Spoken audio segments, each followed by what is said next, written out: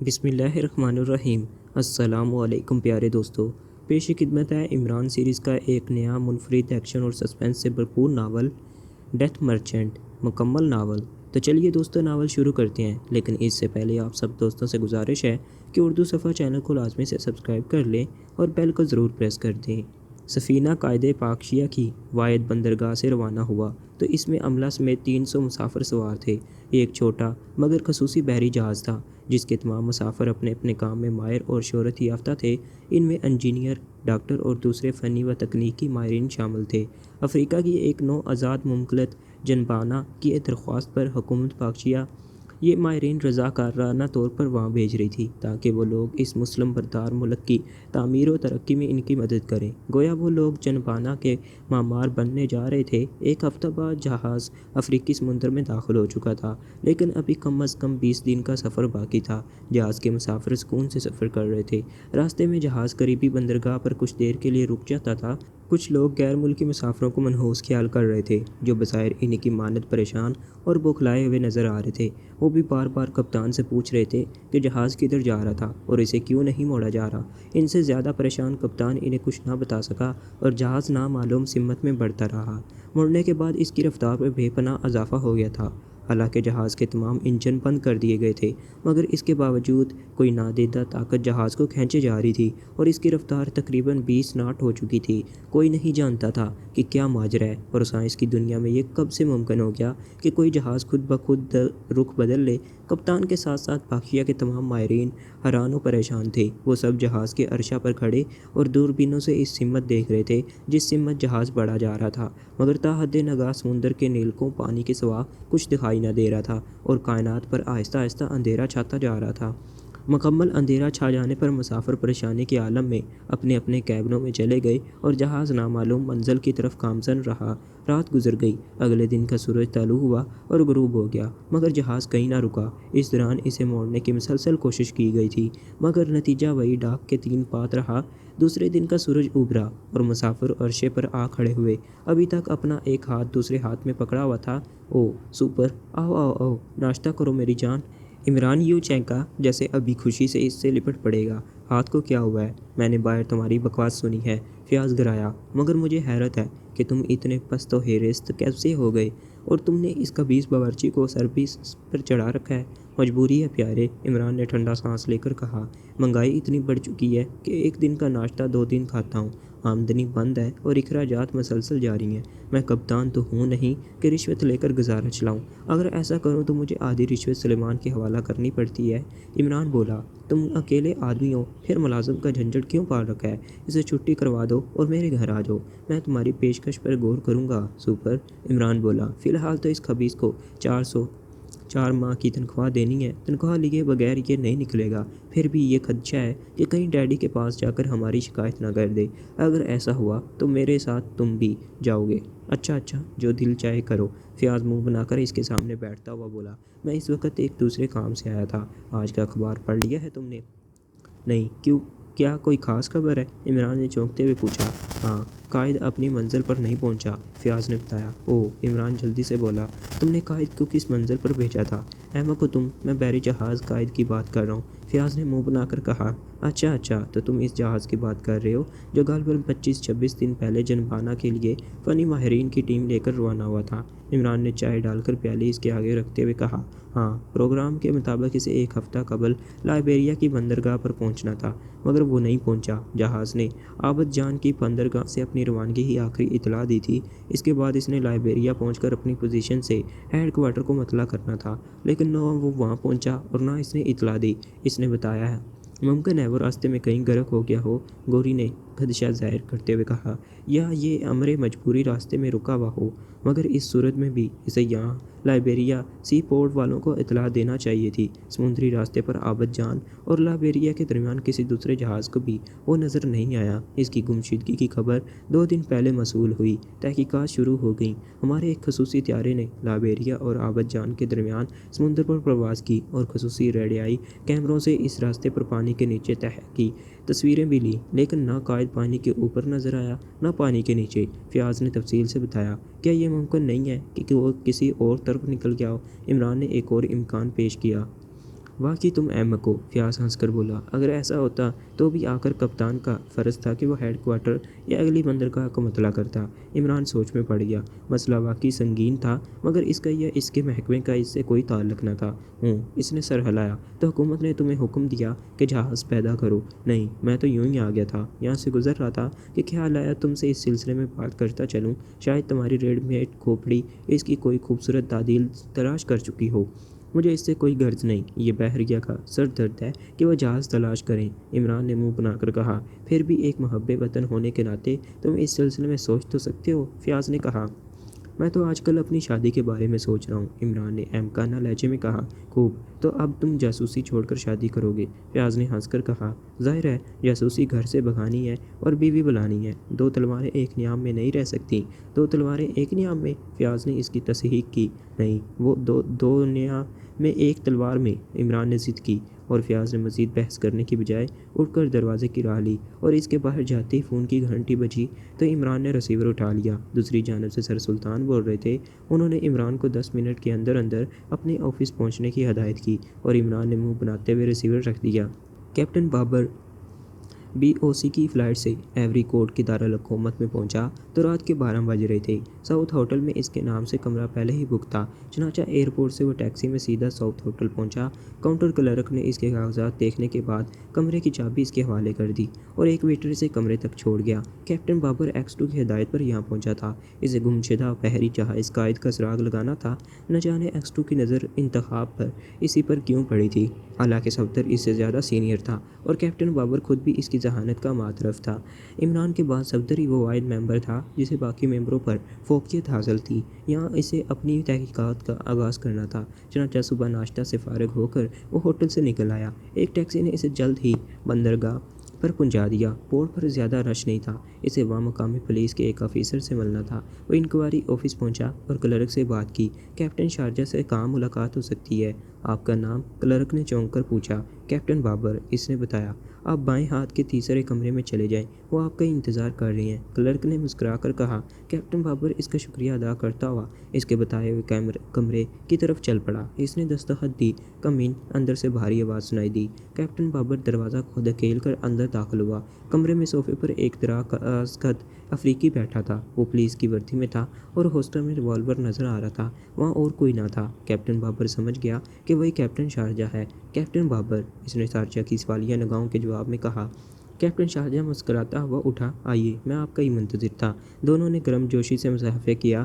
Captain اسی کے اشارے پر صوفے پر بیٹھ گیا۔ شارجہ نے میز پر رکھی بیل بجانے کے لیے ہاتھ دراز کیا تو کیپٹن بابر بول پڑا۔ میں ناشتہ کر کے سیدھا یہاں آ رہا ہوں، اس لیے آپ کوئی تکلیف مت کریں۔ وقت کم اور کام زیادہ معلوم ہوتا ہے۔ آپ خصوصی کارڈ لائے نہیں؟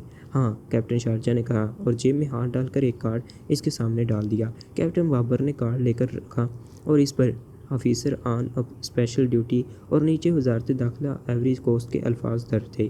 کیپٹن بابر نے کارڈ جیب میں ڈال کر کیپٹن شارجہ کا شکریہ ادا کیا اور جانے کے لیے کھڑا ہو گیا۔ شارجہ بھی کھڑا ہو گیا۔ آپ اپنا فون نمبر مجھے دے دیں، کیپٹن بابر نے کسی خیال کے تحت کہا۔ ممکن ہے مجھے پھر آپ سے رابطہ قائم کرنے کی ضرورت پیش آ جائے۔ کیپٹن شارجہ نے اپنے وزٹنگ کارڈ نکال کر دیا تھا۔ کیپٹن بابر نے اس پر ایک نظر ڈالی اور پھر اس سے مصافحہ کر کے باہر نکل آیا۔ وہ سوچ رہا تھا کہ اپنی تحقیقات کا آغاز کہاں سے کرے۔ بندرگاہ پر گھومتے ہوئے اچانک اس کی نگاہ ایک سفید ریش مزدور پر پڑی اور اس نے مزدور سے بات کرنے کا فیصلہ کیا۔ اس کی طرف قدم بڑھا دیے۔ سنو، کیپٹن بابر نے قریب پہنچ کر اسے مخاطب کیا، کیا تم کچھ رقم کمانا پسند کرو گے؟ کیوں نہیں جناب، بوڑھا بولا۔ کیا کام ہے؟ بس 2-4 منٹ باتیں کریں گے، آؤ، کیپٹن نے کہا اور بوڑھا اسے عجیب سی نگاہوں سے دیکھتا ہوا اس کے ساتھ چل پڑا۔ وہ بندرگاہ کے علاقے میں بنے ہوئے ایک ہوٹل میں داخل ہوئے۔ وہاں پر آنے والے گاہکوں کی اکثریت گودی کے مزدور ہی تھے، لیکن اس وقت وہاں محض چند ایک خاص ہی گاہک تھے۔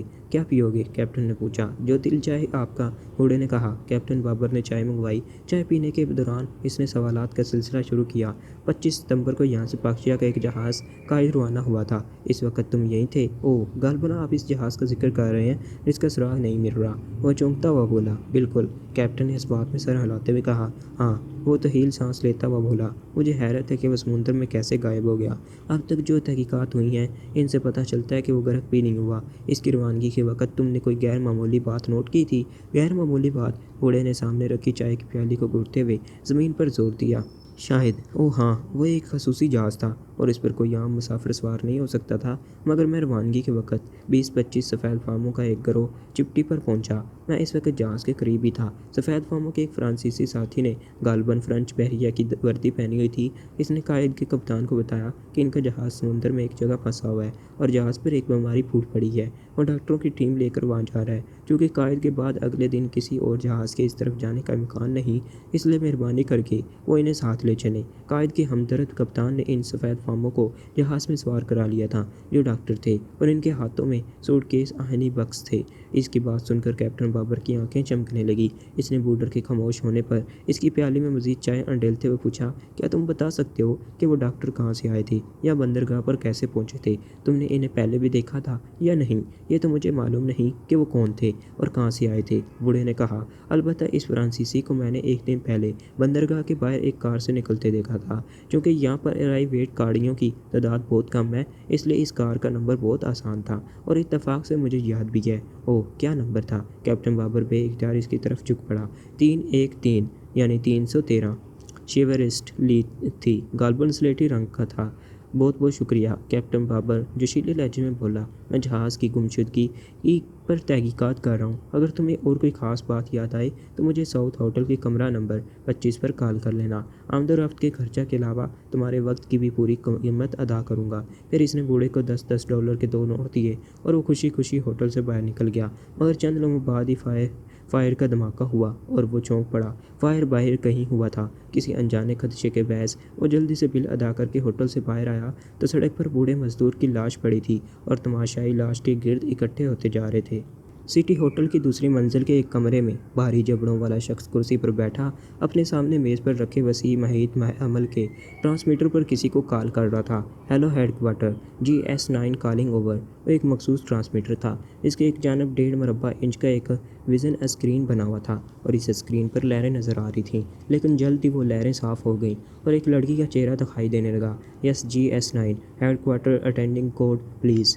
लिटिल स्टार, GS9 ने बताया। क्या कहना चाहती हो? लड़की ने सर हिलाकर पूछा। शायद वो इसे देख रही थी। बास को इतला कर दी जाए कि सिक्योरिटी सर्विस का एक मेंबर, कैप्टन बाबर, यहाँ से बजरिया त्यारा आबद जान पहुँच चुका है। इसके त्यारे ने कल प्रवास की थी मगर मुझे आज मालूम हुआ है इस पर हमारी नज़र है। लड़की ने कहा, तुम वहाँ की पोजीशन बताओ। फ़िलहाल सुकून ही है मगर मालूम होता है इमरान भी जल्दी रवाना हो जाएगा। GS9 ने कहा, कल मैंने सिक्योरिटी सर्विस के एक मेंबर सफ्तर को एक दुकान से नोया कोरी से ताल्लुक़ रखने वाले एक 2 अशिया खरीदते हुए देखा था। ठीक है, इसको इतला कर दी जाएगी। तुम अपने कमरे में ही रहना। मुमकिन है बॉस ने कुछ कहना हो। Right, over and all, GS9 बोला और ट्रांसमीटर का एक बटन ऑन कर दिया, जिसके साथ ही ना सिर्फ ट्रांसमीटर खामोश हुआ बल्कि स्क्रीन भी तारीक हो गया था।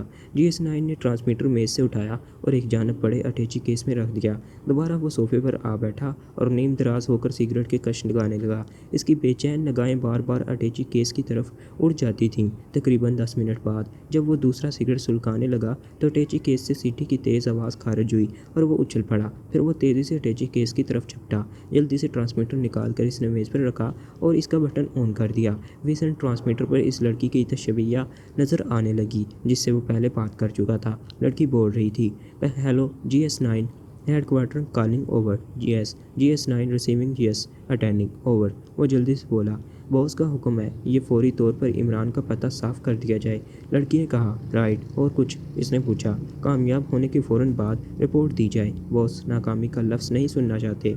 लड़की ने मज़ीद कहा, सिक्योरिटी सर्विस की पेशकदमी रोकने के लिए इमरान का कत्ल नागज़ीर है। Over and all. इसके साथ ही स्क्रीन से लड़की की तस्वीर गायब होगी। GS9 ने बटन ऑफ कर दिया और ट्रांसमीटर उठाकर वापस अटैची केस में रखने के बाद अटैची केस से 2 नाली वाला पिस्तौल नुमा आला निकाल लिया जिसके दस्ते में ट्रिगर की बजाय ऊपर नीचे 2 बटन लगे हुए थे। अटैची केस बंद करके इसने दरवाजे का रुख किया। बाहर निकलकर इसने दरवाज़ा मकफल किया और जीनों की तरफ चल दिया। वो इमरान को कत्ल करने जा रहा था। नीचे पहुँच वो हाल से बाहर निकल आया। पार्किंग में इसकी टोयोटा कार खड़ी थी। वो कार में बैठा और इमरान के फ्लैट को चल दिया। इस वक्त सुबह के 9 बजे थे और इसे उम्मीद थी कि इमरान अपने फ्लैट पर ही होगा क्योंकि एक दिन बेशतर عمران کی نگرانی کے دوران اس نے عمران کو 10 بجے فلیٹ سے نکلتے ہوئے دیکھا تھا۔ عمران کے فلیٹ پہنچ کر اس نے کار سڑک کے کنارے روکی اور اس کا انجن سٹارٹ ہی رہنے دیا تاکہ عمران کو قتل کرنے کے بعد فرار ہونے میں آسانی رہے۔ وہ زینے چڑھ کر فلیٹ کے دروازے پر پہنچا۔ دروازہ اندر سے بند تھا۔ اس نے کال بیل بجائی۔ چند لمحوں بعد قدموں کی آہٹیں سنائی دیں۔ پھر دروازہ ایک جھٹکے سے کھل گیا، مگر دروازہ کھولنے والا عمران کا ملازم سلیمان تھا۔ جی فرمائیے، اس نے احمقانہ انداز میں پلکیں جھپکاتے ہوئے پوچھا۔ عمران سے ملنا ہے، GS9 نے کہا اور اندر داخل ہو گیا۔ سلیمان بھوکلا کر بولا، ٹھہریے، نو ایڈمیشن، وہ گھر پر نہیں ہے۔ کہاں گئے ہیں؟ اس نے ایک ہاتھ سے دروازہ بند کرتے ہوئے پوچھا۔ ہنالولو کی چوٹی پر پکنک منانے، سلیمان نے بتایا۔ جھوٹ بکتے ہو، GS گرایا اور جیب سے ریوالور نکال کر اس پر تان لیا۔ چلو اندر، ہاتھ سر پر رکھ لو۔ ریوالور دیکھ کر سلیمان گھبرا گیا۔ دیکھیے کہیں گولی نہ چل پڑے، بکواس بند کرو اور اندر چلو، GS9 نے اسے ایک ہاتھ سے آگے دھکیلتے ہوئے کہا اور سلیمان اندر کو بڑھ گیا۔ کمرے میں داخل ہو کر GS9 نے ادھر ادھر دیکھا مگر کوئی نظر نہ آیا۔ البتہ میز پر ناشتہ کی ٹرے پڑی تھی۔ وہ ناشتہ کسی نے استعمال نہیں کیا، جس کا مطلب تھا کہ عمران یہیں کہیں موجود ہے۔ عمران، تم جہاں کہیں بھی چھپے ہوئے ہو باہر آ جاؤ، ورنہ سلیمان کو گولی مار دوں گا۔ مجھے ڈر لگتا ہے، دوسرے کمرے سے بکھلاڑ آمیز آواز سنائی دی۔ ٹھیک ہے، GS9 نے اس کمرے کے بند دروازے کی طرف گھورتے ہوئے کہا، میں سلیمان کو گولی مارتا ہوں، مگر میرا کیا قصور ہے جناب؟ سلیمان ہکلایا۔ میں تو ڈر سے نہیں چھپا بلکہ بہادری سے آپ کے سامنے کھڑا ہوں۔ تو بکواس بند کرو، GS گرایا اور جیب سے مخصوص پستول بھی نکال لیا۔ پھر اس نے پستول کا رخ دوسرے کمرے کے دروازے کی طرف کر کے اس کا ایک بٹن دبا دیا۔ بٹن دبتے ہی پستول کی ایک نال سے بنفشی رنگ کی تمتماتی ہوئی شعاع نکل کر دروازے پر پڑی اور دوسرے ہی لمحے دروازے میں آگ لگ گئی۔ دروازے کا 6 انچ قطر کا ٹکڑا کوئلہ بن گیا اور دھواں پھیلنے لگا۔ سلیمان نے حیرت سے اس کے پستول کی جانب دیکھا۔ کیا بات ہے، کہیں تم آنسو گیس تو نہیں چھوڑ رہے؟ اس نے بے اختیار پوچھا، مگر SG9 نے اس کی بات پر کوئی توجہ نہ دی اور دوبارہ دروازے کی جلی ہوئی جگہ پر فائر کیا۔ اس بار بھی شعاع پہلی جگہ پر پڑی اور وہ ٹکڑا دروازے سے نکل کر دوسری جانب جا گرا۔ اب دروازے کے ایک پٹ میں 6 انچ قطر کا ایک گول سوراخ ہو چکا تھا، جیسے ویلڈنگ سے کاٹ کر وہاں سے ٹکڑا نکالا گیا ہو۔ SG9 پستول ہاتھ میں لیے دبے دبے پاؤں دروازے کی طرف بڑھا۔ ٹھیک اسی لمحے اس سوراخ سے ایک سرخ انگارہ باہر نکلا اور SG9 کے بازو میں پیوست ہو گیا۔ اس کے منہ سے ہلکی سی چیخ خارج ہوئی اور شوائی پستول اس کے ہاتھ سے گر پڑا۔ سلیمان بھی موقع کی طاق میں تھا۔ ادھر اس کا پستول گرا، ادھر اس نے چائے دانی اٹھا کر اس کی پشت پر دے ماری۔ گرم گرم کوا نے اس کی پشت جلا دی اور وہ بے اختیار چیختا ہوا سلیمان کی طرف پلٹ پڑا۔ دوسرے لمحے اس نے کوٹ کی جیب سے ریوالور نکال لیا، لیکن اس سے پہلے کہ وہ فائر کرتا، عقب میں دروازہ کھلا اور کسی نے اس پر چھلانگ لگا دی۔ اس کے ہاتھ سے ریوالور نکل گیا اور وہ منہ کے بل فرش پر آ گرا۔ اس نے سنبھل کر پیچھے دیکھا تو عمران اس پر شعاعی ریوالور تانے اس طرح منہ بنا رہا تھا جیسے یہ سب کچھ کرنے پر مجبور کرنا پڑ رہا ہے، اسے مجبوراً کرنا پڑ رہا ہے۔ اچھا دوست، میں اب اس کا سرخ بٹن دبانے لگا ہوں، عمران نے اس سے کہا اور SG9 بوکھلا گیا۔ ظاہر ہے سرخ بٹن دبنے سے بنفشی شعاع نکلتی جو ایک لمحہ میں اسے جلا کر کوئلہ کر دیتی۔ ٹھہرو، وہ چیخا۔ اچھا ٹھہر جاتا ہوں، عمران نے اطمینان سے کہا۔ کیا تم ناشتہ کر کے مرنا چاہتے ہو؟ نہیں، دراصل میں کہنا چاہتا ہوں کہ جو کچھ ہوا مذاق میں ہوا تھا، وہ خوفزدہ لہجے میں بولا۔ میں دیکھنا چاہتا ہوں کہ تم کس حد تک بہادر ہو۔ کیا تم نے انہیں رشتہ دینا تھا جو ان کی بہادری کا امتحان لینے کے لیے دروازے کا ستیہ ناش کر دیا؟ سلیمان اسے گھورتا ہوا غزیلے لہجے میں بولا۔ سلیمان پیارے، یہ ہمارا مہمان ہے، کپڑے دھونے والا نہ ہو تو کچن کو اٹھنے سے ہی بیچارے کی توازہ کر دو، کیونکہ دوپہر کا کھانا تو X2 ہی کھلائے گا۔ بہت بہتر صاحب، یہ سالہ بھی کیا کرے گا کہ کس آدم تائی کے بھتیجے سے واسطہ پڑا ہے، سلیمان نے مسکرا کر کہا اور کچن میں گھس گیا۔ واپسی پر اس کے ہاتھ میں 2 فٹ لمبا اور 1.5 انچ موٹا ڈنڈا موجود تھا۔ اس سے پہلے کہ GS9 سنبھلتا، سلیمان نے ڈنڈا اس کے سر پر دے مارا۔ SG9 اپنی کربناک چیخ نہ روک سکا اور بے ہوش ہوتا ہوا فرش پر لڑک گیا۔ لاش سڑک کے بائیں ہاتھ پڑی تھی۔ کیپٹن بابر متعدد انداز میں سڑک کے ارد گرد کا جائزہ لے رہا تھا۔ یقیناً بوڑھے مزدور کو ان معلومات کی سزا دی گئی تھی جو اس نے اسے فراہم کی تھیں، اور مزدور کو قتل کرنے کی کوشش کر سکتے تھے۔ یہ بھی ممکن تھا کہ وہ اس کی گھات میں ہوں۔ ہوٹل میں مزدور کو اس کے ساتھ دیکھا گیا تھا، چنانچہ اسے بھی پوچھ گچھ کے ساتھ روکا جا سکتا تھا اور وہ وقت ضائع نہیں کرنا چاہتا تھا۔ کرب و جوار میں ایسا کوئی آدمی نظر نہیں آ رہا تھا جس پر وہ بوڑھے مزدور کے قتل کا شبہ کر سکتے، چنانچہ وہ اطمینان سے ایک جانب چل دیا۔ اپنے گرد و پیش سے وہ پوری طرح آگاہ تھا۔ کچھ فاصلے طے کر کے وہ ٹیکسی اسٹینڈ پہنچ گیا۔ وہاں سے اس نے ٹیکسی اور شہر کی جانب چل پڑا۔ خلاف توقع اس کا تعاقب نہیں کیا گیا تھا اور اس پر اسے حیرت تھی۔ وہ شہر پہنچ کر ڈرائیور کو رجسٹریشن آفس چلنے کی ہدایت کرنے لگا۔ 5 منٹ بعد وہ رجسٹریشن آفس پہنچ گیا۔ ٹیکسی کو کرایہ ادا کر کے وہ آفس میں داخل ہوا اور آخری کلرک کو اپنا خصوصی کارڈ دکھایا جس پر آفیسر ان اسپیشل ڈیوٹی لکھا ہوا تھا۔ جی حکم فرمائیے، کلرک نے مؤدبانہ لہجے میں کہا۔ گاڑی نمبر 313 یعنی 313 کس کی ملکیت ہے؟ اس نے سوال کیا۔ کلرک نے ایک رجسٹر کھول کر وہ نمبر تلاش کیا اور اس کے آگے لکھے ہوئے نمبر بتانے لگا، جن کے مطابق وہ کار گانا ہوٹل کے مالک فلپ جیمز کے نام پر رجسٹرڈ تھی۔ یہ ہوٹل کہاں پر واقع ہے؟ کیپٹن بابر نے پوچھا۔ بلیک اسٹریٹ پر، کلرک نے بتایا۔ کیپٹن بابر نے اس کا شکریہ ادا کیا اور باہر نکل آیا۔ آفس سے باہر آ کر اس نے اپنے ہوٹل کا رخ کیا۔ چند منٹ بعد وہ اپنے ہوٹل پہنچ گیا اور اس میں آ کر اس نے دروازہ بند کر دیا اور سوٹ کیس سے لانگ رینج کا ٹرانسمیٹر نکال کر اس پر X2 کو کال کرنے لگا۔ 10-12 سیکنڈ بعد رابطہ قائم ہو گیا اور دوسری طرف سے اس کی جانی پہچانی آواز سنائی دی۔ میں captain X2 receiving speaking over. Captain Babar نے اب تک کی کارگزاری کا حال سنایا۔ جواب میں X2 نے کہا، تم بہت اچھے جا رہے ہو کیپٹن۔ اب تم فلپ جیمز کے بارے میں معلومات حاصل کرو اور اس کی سرگرمیوں پر کڑی نظر رکھو۔ تمہاری دوسری رپورٹ ملنے کے بعد ہی میں کوئی فیصلہ کر سکوں گا۔ رائٹ سر، میں 1.5 گھنٹے بعد کال کروں گا، کیپٹن بابر نے مؤدبانہ لہجے میں کہا۔ ٹھیک ہے، اللہ حافظ، اوور اینڈ آل، X2 نے آخر میں کہا اور رابطہ ختم ہو گیا۔ اس نے بھی ٹرانسمیٹر آف کیا اور اسے سوٹ کیس میں رکھنے کے بعد اس نے میک اپ باکس نکال لیا۔ آدھے گھنٹے بعد اس کی شکل بالکل تبدیل ہو چکی تھی۔ اب وہ کوئی یورپین ہی لگ رہا تھا۔ رہی صحیح کسر نیلکوں شیشوں والے چشمے نے پوری کر دی۔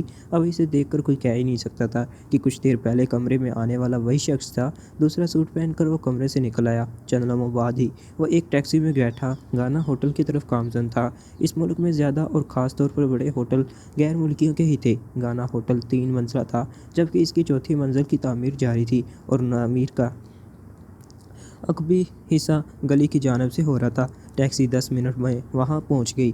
گیٹ کے باہر ہی اس نے ٹیکسی سے اتر کر کرایہ ادا کیا اور ہوٹل کے احاطے میں داخل ہو گیا۔ احاطے میں 6-7 گاڑیاں کھڑی تھیں اور انہی میں فلپ جیمز کی کار نمبر 103 کھڑی تھی۔ کیپٹن نے اطمینان کا سانس لیا۔ کار کی موجودگی کا مطلب تھا کہ فلپ جیمز ہوٹل میں ہی ہے۔ وہ ہال میں داخل ہوا۔ صاف ستھرا اور پرسکون ماحول تھا، زیادہ تر رش نہیں تھا۔ وہ حال کا جائزہ لیتا ہوا کاؤنٹر کی طرف بڑھ گیا۔ کاؤنٹر پر کھڑی ہوئی لڑکی ایک خوبصورت فرینچ دوشیزہ تھی۔ اس نے نیم عریاں لباس پہن رکھا تھا۔ کیپٹن بابر کو دیکھ کر وہ دلکش انداز میں مسکرائی۔ فرمائیے جناب، اس نے مسکراتے ہوئے پوچھا۔ کیپٹن بابر نے ادھر ادھر دیکھا، پھر آگے جھک کر آہستہ سے بولا، باس کہاں ہے؟ اوہ، لڑکی چونکی۔ پھر اس نے گہری نگاہوں سے کیپٹن بابر کا تنقیدی طور پر جائزہ لیا۔ اور آپ کہاں سے تشریف لائے ہیں؟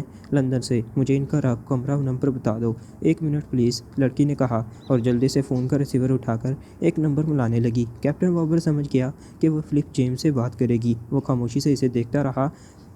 سہیلی بول رہی ہوں باس، لندن سے ایک صاحب آئے ہیں اور آپ سے ملنا چاہتے ہیں۔ اس نے اس سلسلے پر ملنے کا کہا۔ دوسری جانب سے جواب سننے کے بعد اس نے ریسیور رکھ دیا اور ایک ویٹر کو اپنے قریب آنے کا اشارہ کیا۔ صاحب کو باس کے پاس لے جاؤ۔ ویٹر نے کیپٹن بابر کو اپنے ساتھ آنے کے لیے کہا اور ایک جانب چل پڑا۔ کیپٹن بابر محتاط انداز میں اس کے پیچھے قدم اٹھانے لگا۔ گراؤنڈ فلور کی راہداری میں داخل ہو کر وہ بائیں جانب کے آخری کمرے کے دروازے پر رکا اور دستخط دی۔ کم ان، اندر سے آواز آئی۔ ویٹر نے دروازہ کھولا اور کیپٹن بابر کو اندر داخل ہونے کا اشارہ کیا۔ کیپٹن بابر اندر داخل ہوا۔ کمرے میں ابنوس کی خوبصورت میز کے پیچھے ریوالونگ چیئر پر ایک دراز قد سفید فام بیٹھا اس کی جانب دیکھ رہا تھا۔ وہ شکل سے کوئی امریکن باشندہ لگتا تھا۔ کمرے میں اور کوئی نہیں تھا اور ویٹر بھی شاید واپس لوٹ گیا تھا۔ کیپٹن بابر نے آگے بڑھ کر اسے ہیلو کہا تو اس نے مسکراتے ہوئے ہیلو کہا۔ آؤ بیٹھو کیپٹن بابر، اس نے کہا۔ یقیناً وہی فلپ جیمز تھا اور کیپٹن بابر اچھل پڑا۔ دوسرے لمحے اسے احساس ہوا کہ اس نے زبردست حماقت ہوئی ہے۔ اسے اس طرح دھڑے سے وہاں نہیں آنا چاہیے تھا۔ حیران ہونے کی ضرورت نہیں کیپٹن، فلپ جیمز نے ہنس کر کہا۔ ایک ہوتے ہیں احمد اور ایک ہوتے ہیں ایم کے اعظم۔ بے شک تم بھی ایم کے اعظم کہلا سکتے ہو۔ کیپٹن بابر نے خود کو سنبھالا اور ایک کرسی پر بیٹھتا ہوا بولا، وہ کس طرح؟ مسٹر فلپ جیمز، جب تم جانتے تھے کہ اس بیچارے مزدور کو محض تم سے ملنے کی سزا دی گئی ہے، اس کے باوجود تمہارا اس طرح یہاں چلے آنا حماقت نہیں تو اور کیا ہے؟ حالانکہ مزدور کا قتل تمہارے لیے بہترین وارننگ تھی، اس نے مسکرا کر کہا۔ کیپٹن بابر خود تسلیم کر چکا تھا کہ اس سے حماقت سرزد ہوئی ہے، لیکن اس کا اقرار کرنا مزید حماقت تھی۔ میں ایسے وارننگ کی پرواہ نہیں کیا کرتا۔ اس وقت میں مقامی حکومت کی جانب سے اسپیشل ڈیوٹی آفیسر ہوں اور میرے یہاں آنے کی خبر حکومت کو بھی ہے۔ حکومت کو خبر ہو نہ ہو، لیکن مجھے اس وقت سے خبر ہے جب تم اپنے ملک سے روانہ ہوئے تھے، فلپ تمسخرانہ لہجے میں بولا۔ اس لیے جب مجھے کلرک لڑکی نے تمہاری آمد کی اطلاع دی تو میں سمجھ گیا تھا کہ تم آئے ہو۔ میں چند سوال کرنے آیا ہوں۔ کیپٹن بابر نے لاپرواہی سے کہا۔ اوہ ہاں، میں یہ تو بھول ہی گیا تھا کہ تم آفیسر آن اسپیشل ڈیوٹی ہو۔ وہ جلدی سے بولا۔ پوچھو۔ پاکشا کی جہاز قائد پر سوار ہونے والے 25 مسافروں سے تمہارا کیا تعلق ہے، جن کے لیڈر کے زیر استعمال تمہاری کار تھی؟ کیا تم ثابت کر سکتے ہو کہ اس نے میری کار استعمال کی تھی؟ فلپ نے تیکھے لہجے میں پوچھا۔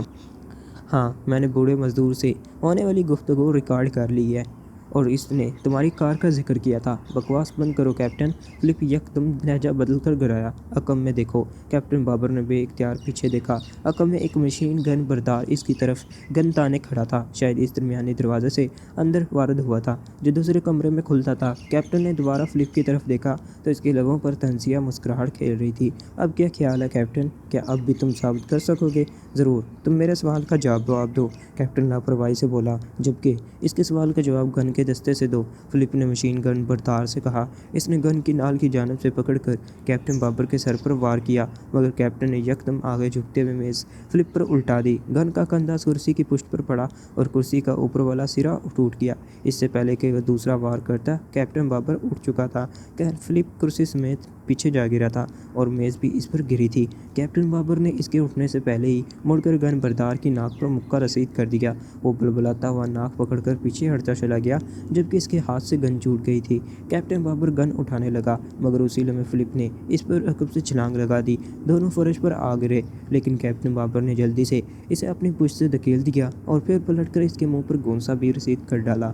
فلپ پیچھے جا گرا۔ کیپٹن بابر دوبارہ اٹھا اور جیب سے ریوالور نکال کر اس پر تان لیا، مگر اگلے ہی لمحے روشن دان سے اس پر فائر ہوا اور اس کے ہاتھ سے ریوالور چھوٹ گیا۔ گولی بازو میں لگی تھی۔ فلپ نے جلدی سے اس کا ریوالور اٹھا کر اس پر تان لیا۔ بلیک زیرو نے مایوسی سے سر ہلایا اور ٹرانسمیٹر آف کر دیا۔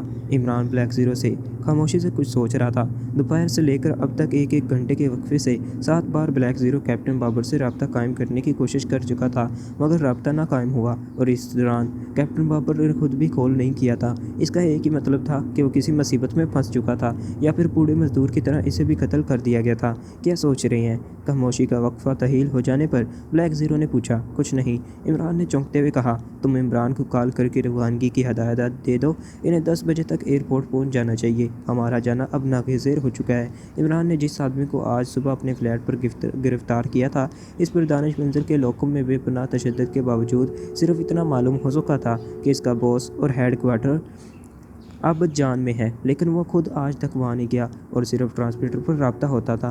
اسے براہ راست لندن سے یہاں بھیجا گیا تھا کہ وہ سیکرٹ سروس کی مصروفیات پر نظر رکھے اور کوئی ممبر ملک سے باہر جائے تو اس کو اطلاع دے۔ اس نے آج صبح اپنے ہیڈ کوارٹر کو کیپٹن بابر کے بارے میں اطلاع دی تھی کہ وہ پچھلی رات ایوری کوسٹ روانہ ہوا تھا، اور بس پھر اسے عمران کے قتل کا حکم ملا تھا۔ پھر 11 بجے کے قریب کیپٹن بابر کی پہلی رپورٹ موصول ہوئی تھی اور اس کے بعد اب تک اس سے رابطہ قائم نہیں ہو سکا تھا۔ ان حالات میں عمران نے یہی سوچا تھا کہ انہیں اب مزید وقت ضائع کرنے کے بجائے چل دینا چاہیے۔ ممبران کو اس نے صبح ہی تیار ہو جانے کا حکم دے دیا تھا کہ عین قریب انہیں سفر پر روانہ ہونا ہے۔ اس وقت 8 بجے عمران اٹھا اور بلیک زیرو کو ضروری ہدایات دینے کے بعد کمرے سے نکل آیا۔ راہداری میں جوزف آ رہا تھا۔ باس، کیا کھانا نہیں کھائیں گے؟ اس نے پوچھا۔ نہیں، تم سناؤ، شراب کے کوٹے میں اضافہ کروانا ہے؟ عمران نے مسکرا کر پوچھا۔ نہیں باس، کوئی فائدہ نہیں، جوزف نے منہ بنا کر کہا۔ کیوں؟ عمران کو اس کے خلاف توقع جواب پر حیرت تھی۔ باس، شراب میں ملاوٹ بہت ہونے لگی ہے۔ آج کل جو شراب مل رہی ہے، اس کا اگر پورا کریٹ پی جاؤ تو نشہ نہیں ہوگا۔ اور افریقہ کی شراب کیسی ہے؟ عمران نے اسے گھورتے ہوئے پوچھا۔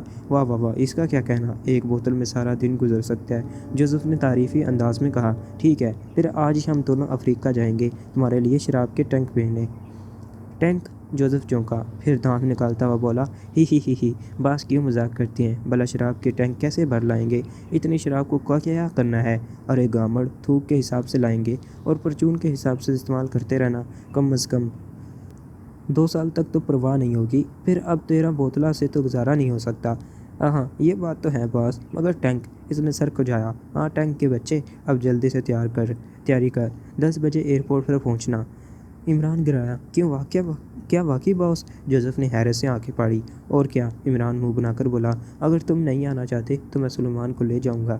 मैं चलूंगा बॉस, जोसेफ जल्दी से बोला। और इस बावर्ची के बच्चे को यहीं रहने दें। अगर इसने वहाँ भी आपको मूंग की दाल खिला दी तो आपकी यादाश्त का बेड़ा गर्क हो जाएगा और आप भूल जाएंगे कि आप मेरे लिए शराब की टैंक भरवाने आए हैं या रंबा नाच देखने। ठीक है, इमरान ने इस तरह सर हिलाया जैसे वो दुरुस्त कह रहा हो। बहरहाल वक्त का ख्याल रखना और अपना पासपोर्ट साथ लाना, जो कि ताहिर साहब के पास तुम्हें मिलेगा। इतना कहकर इमरान कंपाउंड की तरफ चल दिया। अभी इसे फ्लैट जाकर सुलेमान की खबर लेनी थी, लेकिन जब 10 बजे जोसेफ एयरपोर्ट पहुंचा तो लाउंज में इमरान और सीक्रेट सर्विस के दूसरे मेंबरान के हमरा सुलेमान को देखकर इसका मुंह बन गया। सुलेमान इमरान का सूट पहने काफ़ी जच रहा था। बॉस, आप फिर इस बदमाश को ले आए। शायद आप वाकई अपनी यादाश्त तबाह करवाने पर तुल गए हैं। मजबूरी थी जोसेफ, ये खबीस मुझे तनहा नहीं जाने देता था। बहरहाल अब मैं इसे जहाज़ से धक्का दे दूंगा। हाँ, ये ठीक रहेगा बॉस, हमेशा के लिए आपको इस खबीस से छुटकारा मिल जाएगा।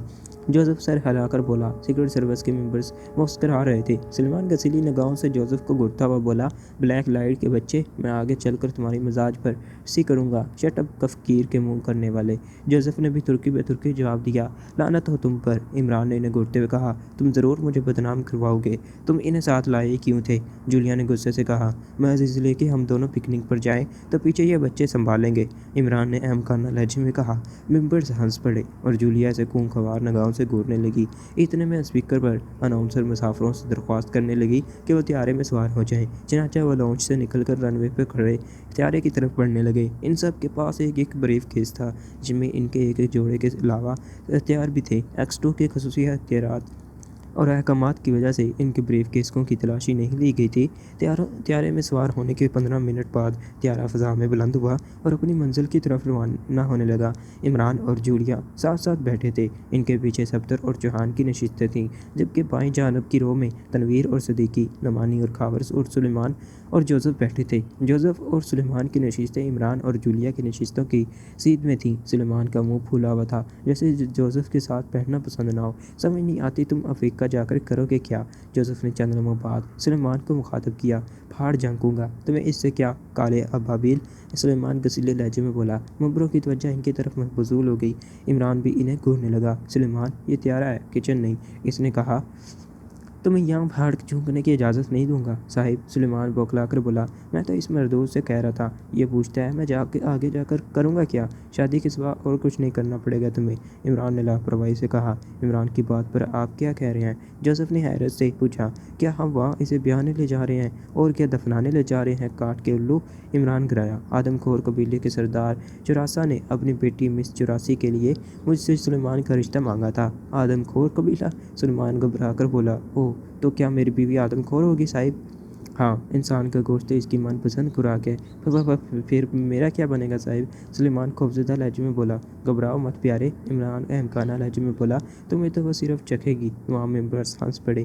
कहीं और जानने वाले मुसाफिर भी मुस्कुराने लगे थे, लेकिन सुलेमान बदस्तूर खौफज़दा था। इमरान ने रवानगी से पहले सिर्फ इसे इतना बताया था कि वो अपने साथियों के हमरा तफरीह के घर से सफ़र पर जा रहा है। अगर वो चाहे तो साथ चल दे। चनाचा वो खुशी खुशी चल पड़ा था, मगर अब इमरान इसकी शादी का चक्कर चला रहा था, और वो भी एक आदमखोर शहज़ादी मिस चुरासी से। तुम मिस चुरासी से शादी नहीं कर सकोगे, जोसेफ ने आहिस्ता से इसके कान में कहा। क्यों? सुलेमान चौंका। इसलिए इस नाम की कोई शहज़ादी वहाँ नहीं रहती। बॉस तुम्हें फूल कर रही हैं, जोसेफ ने मुस्कुरा कर कहा। और मैं तुम्हारे बॉस को फूल कर दूंगा, सुलेमान गुस्से से बोला। अरे तुम ये फिर क्या कटमट करने लग गए? इमरान ने इन्हें घूरते हुए पूछा। बॉस ये आपको फूल करने की धमकी दे रहे हैं, जोसेफ ने बताया। کیوں بے ناک آؤٹ کے بچے؟ عمران سلیمان پر گرایا۔ نہیں صاحب، یہ سیاہ دیگچہ بکواس کر رہا ہے۔ سلیمان بگلا کر بولا، مجھے ورگلا رہا تھا کہ باز تمہیں پھول بنا رہے ہیں اور افریقہ میں کوئی مس 84 صاحبہ نہیں ہے۔ پرواہ مت کرو، مس 84 نہ ہوئی تو مس جولیا تو ہمارے ساتھ ہے نا؟ عمران بولا، اور جولیا نے غصے میں آ کر اس کے بازو پر اتنی زور سے چٹکی لی کہ عمران بلبلا اٹھا۔ اوہ کیا ہوا عمران صاحب؟ پیچھے بیٹھے صفدر نے مسکراتے ہوئے پوچھا۔ مس 85 نے کاٹ لیا، عمران سسکاری لے کر بولا۔ صفدر کے ساتھ ساتھ چوہان بھی ہنس پڑا۔ جولیا عمران کو خونخوار نگاہوں سے گھورتی ہوئی بولی، اب اگر تم نے بکواس کی تو میں پیچھے جا بیٹھوں گی۔ ارے ایسا غضب مت کرنا، لوگ مجھے فوراً کنوارا سمجھنے لگیں گے۔ عمران بوکھلا کر بولا، اور جولیا کھڑکی کی طرف منہ کر کے بے بسی اور غصے سے ہونٹ کاٹنے لگی۔ سلیمان اور جوزف ایک بار پھر ایک دوسرے سے نوک جھونک لڑانے لگے تھے۔ ہوش میں آنے کے بعد کیپٹن بابر نے خود کو ایک ایسی جگہ پایا جو کسی آبدوز یا اسٹیمر کا کیبن ہی ہو سکتا تھا۔ وہ ایک کرسی پر بیٹھا تھا جبکہ اس کے دونوں ہاتھ پشت پر بندھے ہوئے تھے۔ وہاں 3 صوفے اور ایک بڑی میز کے علاوہ دیواروں کے ساتھ فولڈنگ بیڈ نظر آ رہے تھے۔ ہلکا ہلکا ارتعاش ظاہر کرتا تھا کہ وہ اسٹیمر یا آبدوز چل رہی تھی۔ صوفوں پر فلپ جیمز کے علاوہ 3 افراد بیٹھے تھے، ایک امریکن اور 2 سوئس معلوم ہوتے تھے۔ وہ تینوں جوان تھے اور انہوں نے عام سوٹ پہنے ہوئے تھے۔ وہ چاروں تاش کھیل رہے تھے۔ ان کا جائزہ لینے کے بعد کیپٹن نے دوبارہ آنکھیں بند کر لی اور وہ سوچنے لگا کہ اسے ہوٹل سے یہاں کیوں لایا گیا اور وہ کتنا عرصہ بے ہوش رہا۔ فلپ نے اسے قتل کیوں نہیں کیا اور اسے کہاں سے لے جایا جا رہا ہے؟ دفتن تیز سیٹی کی آواز سن کر وہ چونک پڑا۔ اس نے آنکھوں میں معمولی سی جھری پیدا کر کے دیکھا۔ ان چاروں میں سے ایک اٹھ کر بائیں جانب دیوار کی طرف بڑھ رہا تھا۔ اس دیوار پر ایک اسکرین نصب تھی جس کے نیچے چھوٹے سے بورڈ پر 3 بٹن لگے ہوئے تھے۔ اس نے قریب پہنچ کر ایک بٹن دبایا اور اسکرین روشن ہو گئی۔ چند لمحے بعد اس پر لہرائے جانے والے ایک تصویر نظر آئی اور وہ تصویر ایک نقاب پوش شخص کی تھی۔ ان چاروں کی توجہ اسی جانب تھی۔ تصویر ابھرتے ہی ایک آواز سنائی دی، ہیلو بیکر۔ ان چاروں نے ہاتھ اٹھا کر اسکرین پر نظر آنے والے نقاش بوس کو سلام کیا اور پھر اسکرین روشن کرنے والا مؤدبانہ لہجے میں بولا، یس بوس، حکم فرمائیں۔ معلوم ہوا کہ عمران اور اس کے ساتھی آپت جان پہنچ چکے ہیں۔ تم نے اب تک کتنا فیصلہ طے کیا ہے؟ نقاب پوش نے بیکر نامی شخص سے پوچھا۔ عمران کا نام سن کر کیپٹن بابر بے اختیار چونک پڑا۔ اس کا مطلب تھا کہ انہوں نے اس کی کال کا طویل انتظار کرنے اور رابطہ قائم نہ ہونے پر عمران اور دوسرے ممبران کو وہاں بھیجا ہوگا۔ ہم آبد جان سے تقریباً 20 میل کے فاصلے پر ہیں۔ ہماری آبدوز 10 منٹ کی رفتار سے چل رہی ہیں۔ ٹھیک ہے، ہوشیار رہنے کی طرف ضرورت ہے۔ دن کے وقت سطح آب پر آورنے کی قطعاً غلطی مت کرنا، فلپ جیمز۔ نقاب پوش نے فلپ جیمز کو مخاطب کیا۔ یس بوس، فلپ مؤدبانہ لہجے میں بولا۔ ہوٹل کے کسی فرد کو تمہاری روانگی کا کوئی علم تو نہیں ہے؟ نو سر، میں نے احتیاط رکھی تھی، فلپ نے جواب دیا۔ قیدی سے پوچھ گچھ کی ہے؟ ممکن ہے اس نے اپنے ہیڈ کوارٹر کو تمہارے ہوٹل کا پتہ بتایا ہو۔ وہ بھی بے ہوش ہے بوس، ابھی اسے ہوش میں لا کر پوچھیں گے۔ نہیں، اسے بے ہوش ہی رہنے دو۔ اب ایسا نہ ہو کہ ہوش میں آ کر وہ کسی طرح تمہارے لیے پریشانی کا باعث بنے اور تمہارے سفر میں رکاوٹ پیدا ہو۔ یہ سیکرٹ ایجنٹ بہت تیز ہوتے ہیں، نقاب پوش نے کہا۔ رائٹ سر، بیکر کا بھی یہی خیال ہے، فلپ نے کہا۔ بہرحال تم لوگ جلد یہاں پہنچنے کی کوشش کرو۔ اوکے، نقاب پوش نے کہا اور اس کے ساتھ ہی اس کی تصویر ٹرانسمیٹر ویژن پر اسکرین سے غائب ہو گئی۔ بیکر نے بھی سوئچ آف کر کے اسکرین تاریک کر دی اور دوبارہ صوفے پر آ بیٹھا۔ پھر وہاں شراب کا دور چلنے لگا۔ کیپٹن بابر آنکھیں بند کیے تیزی سے سوچنے میں مصروف تھا۔ ابھی وہ آبد جان سے زیادہ دور نہیں تھے اور وہ واش ٹرانسمیٹر پر عمران کا رابطہ قائم کر سکتا تھا، لیکن ان چاروں کی موجودگی میں ایسا کرنا ممکن نہیں تھا اور اس کے لیے کوئی چکر چلانا ضروری تھا۔ چنانچہ اس نے خود کو ہوش میں ظاہر کرنے کے لیے آنکھیں کھول کر ایک تحیل جمائی لی۔ وہ چاروں چونک کر اس کی جانب متوجہ ہو گئے۔ ہیلو کیپٹن بابر، کیسی طبیعت ہے؟ فلپ نے مسکرا کر پوچھا۔ ٹھیک ہوں۔ اوہ، کیا زلزلہ آ رہا ہے؟ اس نے یک دم چونکنے کی اداکاری کی۔ نہیں، اس وقت تم ایک آبدوز میں سفر کر رہے ہو، فلپ بولا، اور مکمل طور پر ہمارے رحم و کرم پر ہو۔ جلد ہی ہم ایک نئی دنیا میں پہنچیں گے۔ اس وقت تک اگر تم نے شرافت سے سفر کیا تو تمہیں ہر سہولت میسر ہوگی، ورنہ تمہیں مستقل بے ہوش رکھنا پڑے گا۔ اوہ، گویا میں فرار بھی نہیں ہو سکتا؟ کیپٹن بابر نے پوچھا۔ فرار ہو کر تم صرف وہیل اور شارک مچھلیوں کی غذا بن سکتے ہو، زندہ نہیں رہ سکتے، فلپ نے ہنس کر کہا۔ باقی تم خود سوچ سمجھ سکتے ہو۔ مجھے باتھ روم تک جانے کی اجازت تو دے سکتے ہو؟ کیپٹن نے پوچھا۔ کیوں نہیں، آ کر تم ہمارے مہمان ہو، اس نے کہا۔ پھر اس نے اٹھ کر کیپٹن بابر کے دونوں ہاتھوں کی بندشیں کھولی۔ آؤ، لیکن ایک بار پھر وارننگ دیتا ہوں کہ کوئی گڑبڑ نہ کرنا، ورنہ ہم کوئی رعایت نہیں کریں گے۔ پھر اس نے ایک آدمی سے کہا، مسٹر جیرا، اسے باتھ روم تک لے جاؤ۔ کیپٹن بابر اٹھ کر اس کے پیچھے چل دیا۔ اس جانب ایک اور چھٹا کیبن تھا جس میں اسٹور اور باتھ روم بنے ہوئے تھے، اور غالباً اس سے اگلے حصے میں انجن روم تھا، کیونکہ ادھر سے انجن کی آواز آ رہی تھی۔ جیرالڈ نے باتھ روم کی جانب اشارہ کیا اور کیپٹن بابر دروازہ کھول کر اندر گھس گیا۔ دروازہ بند کر کے اس نے ایک سوراخ سے باہر جھانکا۔ جیرالڈ ایک دو لمحہ تو وہاں کھڑا رہا، پھر وہ بائیں جانب بڑھتا دکھائی دیا جدھر غالباً انجن روم تھا۔ ایک لمحہ بعد دروازہ کھلنے اور بند ہونے کی آواز سنائی دی۔ کیپٹن بابر نے پھرتی سے وائس ٹرانسمیٹر کا بٹن آن کیا اور پھر عمران کی فریکوینسی سیٹ کر کے اسے کال کرنے لگا۔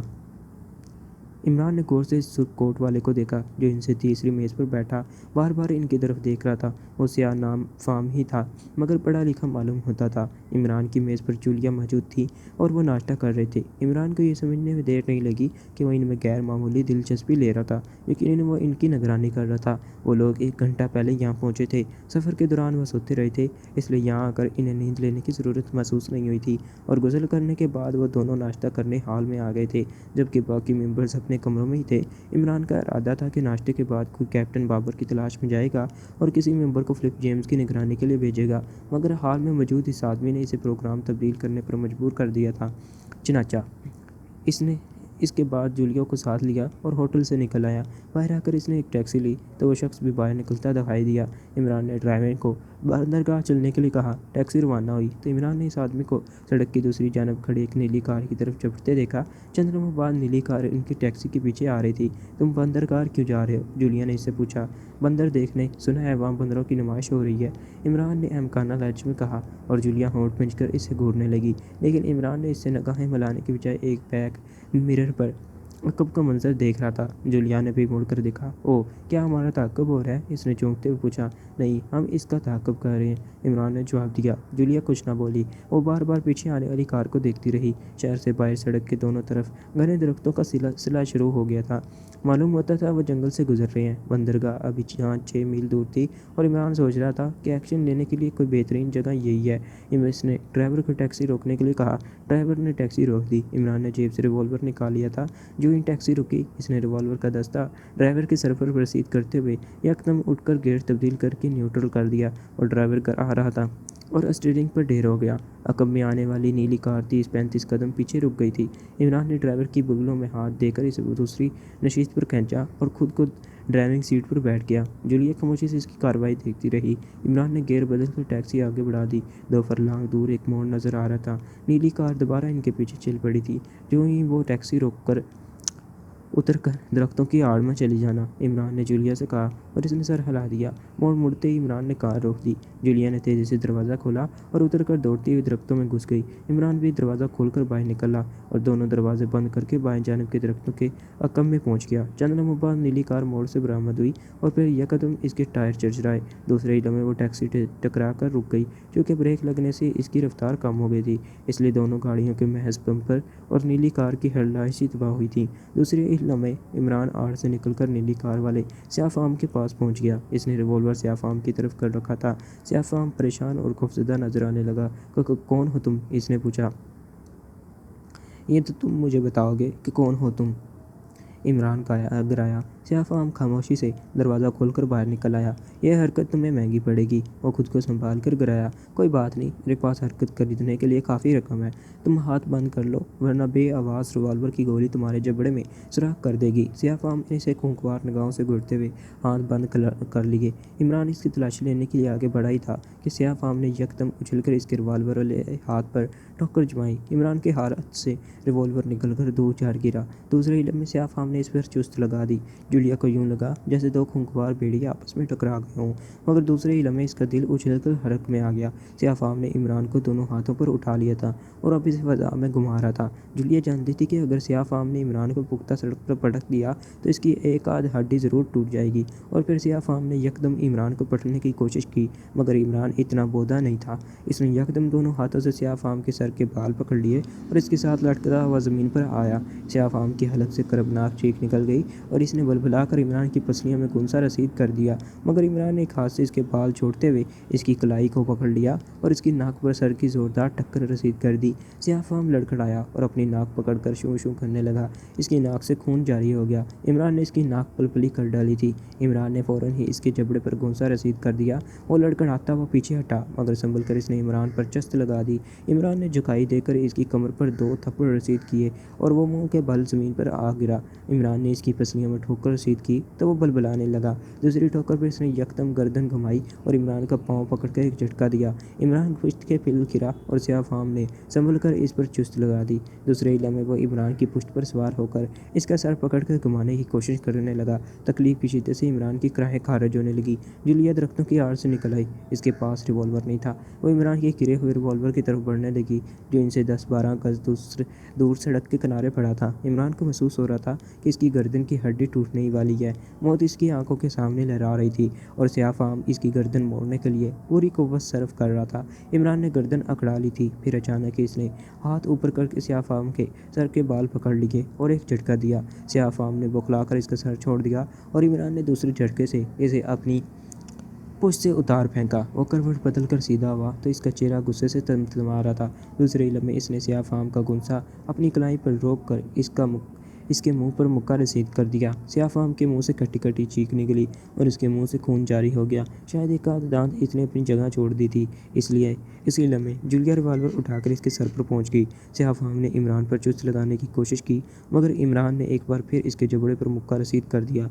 वह बलबलाता हुआ पुश्त के बल लेट गया। जूलिया ने फ़ौरन इसके सर पर रिवॉल्वर का दस्ता रसीद कर दिया। सियाफाम के हलक से कटी कटी सी चीख खारिज हुई और वो बेहोश होता चला गया। इमरान ने जल्दी से इसकी जेबों से 2 नाली वाले शवाई पिस्तौल के अलावा पर्स और सिगरेट लाइटर भी निकालकर अपनी जेबों में डाल लिया।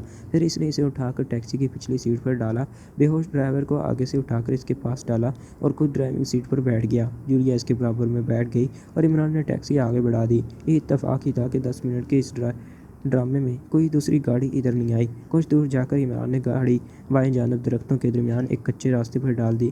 घने जंगल के दरमियान वो कोई मुस्तकिल रास्ता नहीं था। 1 फरलांग का फासला तय करने के बाद इमरान ने टैक्सी इस रास्ते के दाएं जानब दरख्तों के एक झुंड के पीछे जाकर रोक दी और उतर आया। जूलिया हैरत ज़दा थी कि वो यहाँ क्यों आया और वो क्या करना चाहता था। इमरान ने सियाफाम का पर्स अपनी जेब से निकाल कर इसका जायज़ा लिया। इसमें रकम के अलावा जो अहम चीज़ थी वो एक तकोना सुनहरी कार्ड था। कार्ड पर एक बिच्छू की तस्वीर बनी हुई थी और इसके नीचे रेड अस्कार के PN लिखा हुआ था। नाश्ता करने के बाद सुलेमान ने जोसेफ की तरफ देखा, जो शराब की बोतल मुंह से लगा चुका था। वो दोनों एक ही कमरे में मुक़य्यम थे। जोसेफ भाई, ये तुम्हारा देश है, क्या अपने देश की सैर नहीं कराओगे? बॉस की इजाज़त हासिल किए बगैर हम बाहर नहीं जा सकते सुलेमान। जोसेफ ने जवाब दिया, खतरा है? अबे हम कोई जासूस हैं कि हमें कोई खतरा हो? सुलेमान मुँह बनाकर बोला, आकिरा साहिब की इजाज़त का सवाल तो मैंने आज तक किसी सिलसिले में इनसे इजाज़त न लेने की ज़रूरत महसूस नहीं की, मगर ये पाकशिया नहीं है सुलेमान। फिर तुम मकामी ज़बान भी नहीं जानते।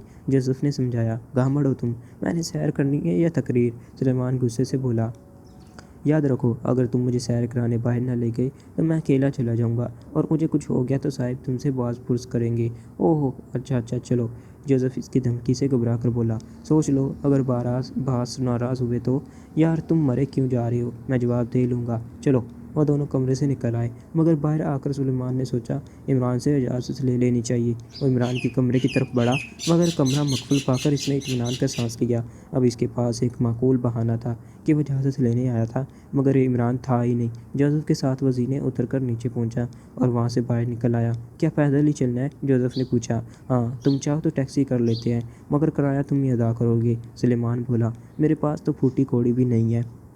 जोसेफ का भी यही हाल था, इसके पास भी मकामी करेंसी नहीं थी। चनाचा वो पैदल ही फुटपाथ पर चलने लगे। सुलेमान हैरत से मकामी बाशिंदे देख रहा था। नौजवान लड़कियों को तो वो बहुत ही गौर से देखता था, जिनके रंग स्याह सांवले होने के बावजूद नए नक्श तीखे और जाज़ब नज़र थे। अक्सर ने अंग्रेज़ी लिबास पहन रखा था। यार जोसेफ, सुलेमान एक जगह रुक कर सामने वाली दुकान पर खड़ी नौजवान लड़की को घूरता हुआ बोला, क्या बात है? जोसेफ ने पूछा, क्या इस लड़की से मेरी शादी नहीं हो सकती? सुलेमान ने पूछा और लड़की की तरफ इशारा किया। नहीं, तुम यहाँ अजनबी हो, यह मुमकिन नहीं। जोसेफ ने मुंह बनाकर कहा, तुम फिक्र मत करो, मैं इससे वाकफियत कर लूँगा। सुलेमान बोला, तुम सिर्फ मेरे दिल की तर्जमानी कर देना। पागल मत बनो सुलेमान, बास को पता चल गया तो तुम सज़ा से नहीं बच सकोगे। जोसेफ ने फिर समझाया, देख लो कालिए। सुलेमान गिराया, अगर तुमने मेरा साथ ना दिया तो मैं तन्हाई शादी कर लूँगा और साहिब तुम पर गुस्सा उतारेंगे। सुलेमान की धमकी एक बार फिर कारगर साबित हुई। जोसेफ ने मायूसी से सर झटक कर कहा, अच्छा चलो, मैं बात करता हूँ, मगर मुझे ये आदमखोर कबीले की मालूम होती है। ओह, तुम्हें कैसे पता चला? सुलेमान बौखला कर बोला, तुम देख रहे हो, इसने पेशानी पर पट्टी बांध रखी है, ये आदमखोरों की खास पहचान है। जोसेफ ने भी इसे खौफजदा करने का फैसला कर लिया था। ये अजनबियों को फांस कर अपने घर ले जाती हैं और फिर धोखे से बेहोश करके टुकड़े कर देती हैं। इसके बाद तुम्हें पता है कि गोश्त को कैसे खाया और पकाया जाता है। आओ, मैं इससे तुम्हारी शादी की बात पक्की करता हूँ, वो बासानी मान जाएगी, इसे मत पूछो। सुलेमान घबरा कर बोला, मैं तो यूं ही मजाक कर रहा था, अपने मुल्क में लड़कियों की कमी तो नहीं। इस काली कलोटी डाइन का मैंने अचार डालना है क्या? चलो। और जोसेफ दिल ही दिल में हंसता हुआ इसके साथ आगे बढ़ने लगा। कुछ और आगे ही थे कि इनके करीब एक कार आकर रुकी और सुलेमान सब कुछ भूल कर कार में चलाने वाली लड़की को देखने लगा, जिसके मुख्तसर लिबास में से आधा सीना बरहाना था। वो कोई यूरोपियन थी और कार में तनाई थी। हेलो दफ्तन, लड़की ने हंसकर कहा, क्या तुम सैर करना पसंद करोगे? हाँ, क्यों नहीं। सुलेमान जल्दी से दांत निकाल कर बोला, आओ बैठो। लड़की ने मुस्कुराकर दूसरा दरवाज़ा खोल दिया। सुलेमान जल्दी से इसके करीब बैठ गया। जोसेफ होंठ पीछे से देख रहा था। अरे तुम क्या टकर टकर देख रहे हो? सुलेमान उर्दू में बोला, ये मेरी पुरानी सहेली नहीं, दोस्त यानी कि गर्लफ्रेंड है। बैठो पीछे पिछली सीट पर, टैक्सी के किराए की फिक्र हो रही है। जोसेफ ने मुंह बनाया और दरवाज़ा खोलकर अकबी नशिस्त पर बैठ गया। लड़की ने आकर कार बढ़ा दी। यहाँ नए लगते हो? इसने कार चलाते हुए पूछा। सुलेमान को इसके करीब की खुशबू मस्त कर रही थी। बोला, यहाँ नहीं, कारोबार के सिलसिले पर आया हूँ, कई दिन रहूँगा। कैसा कारोबार? लड़की ने दिलचस्पी से पूछा। ओह, सुलेमान सोच में पड़ गया। एक लम्हा बाद बोला, मैं यहाँ फ़िल्म बनाने आया हूँ। ओह, क्या अकेले ही? लड़की ने चौंक कर पूछा। नहीं, मेरे यूनिट के बाकी अफराद भी आए हुए हैं। मैं ज़रा शूटिंग के लिए लोकेशन तलाश करता फिर रहा था, इसलिए कार लेने के बजाय पैदल ही चल पड़ा। वेरी गुड, तो तुम डायरेक्टर हो? फिल्म कौन सी है? लड़की ने पूछा। 2 in 1 अफ्रीका।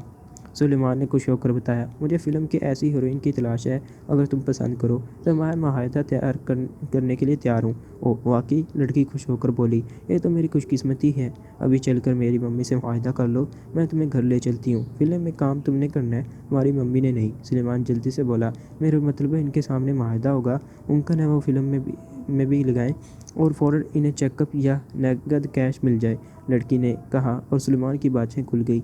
जोसेफ जल्दी से बोला, सुलेमान तुम आउट होते रह जा रहे हो। ओह, ये कौन क्या है और क्या कह रहा है? लड़की ने पूछा। ये मेरा खिदमतकार है, पूछ रहा है आउटडोर शूटिंग कब करेंगे? सुलेमान जल्दी से बोला। लड़की के लबों पर एक बार फिर मुस्कुराहट दौड़ गई। तुमने अपना नाम तो बताया नहीं डार्लिंग। लड़की ने चंद लम्हों बाद पूछा और लफ्ज़ डार्लिंग पर सुलेमान ने बेहोश होते हुए पूछा, एक बार फिर सवाल करना।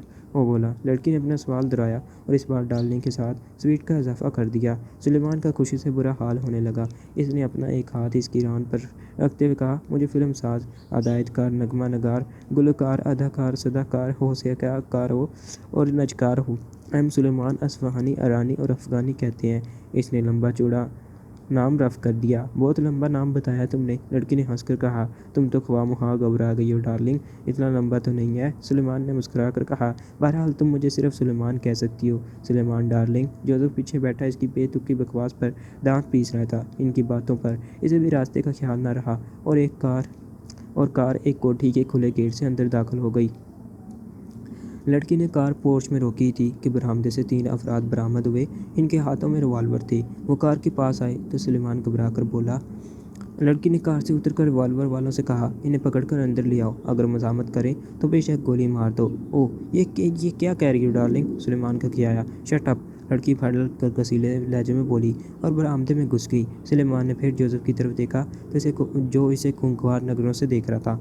2 रिवॉल्वर बरदारों ने आगे बढ़कर दरवाजे खोले और इन्हें उतरने का इशारा किया। वो दोनों कार से निकल आए। सुलेमान के चेहरे पर अब हवाइयाँ नाच रही थी और इसकी समझ में नहीं आ रहा था कि इसकी फ़िल्म की हीरोइन ये असल में है या फिर ये बदमाश है या फिर फिल्मी।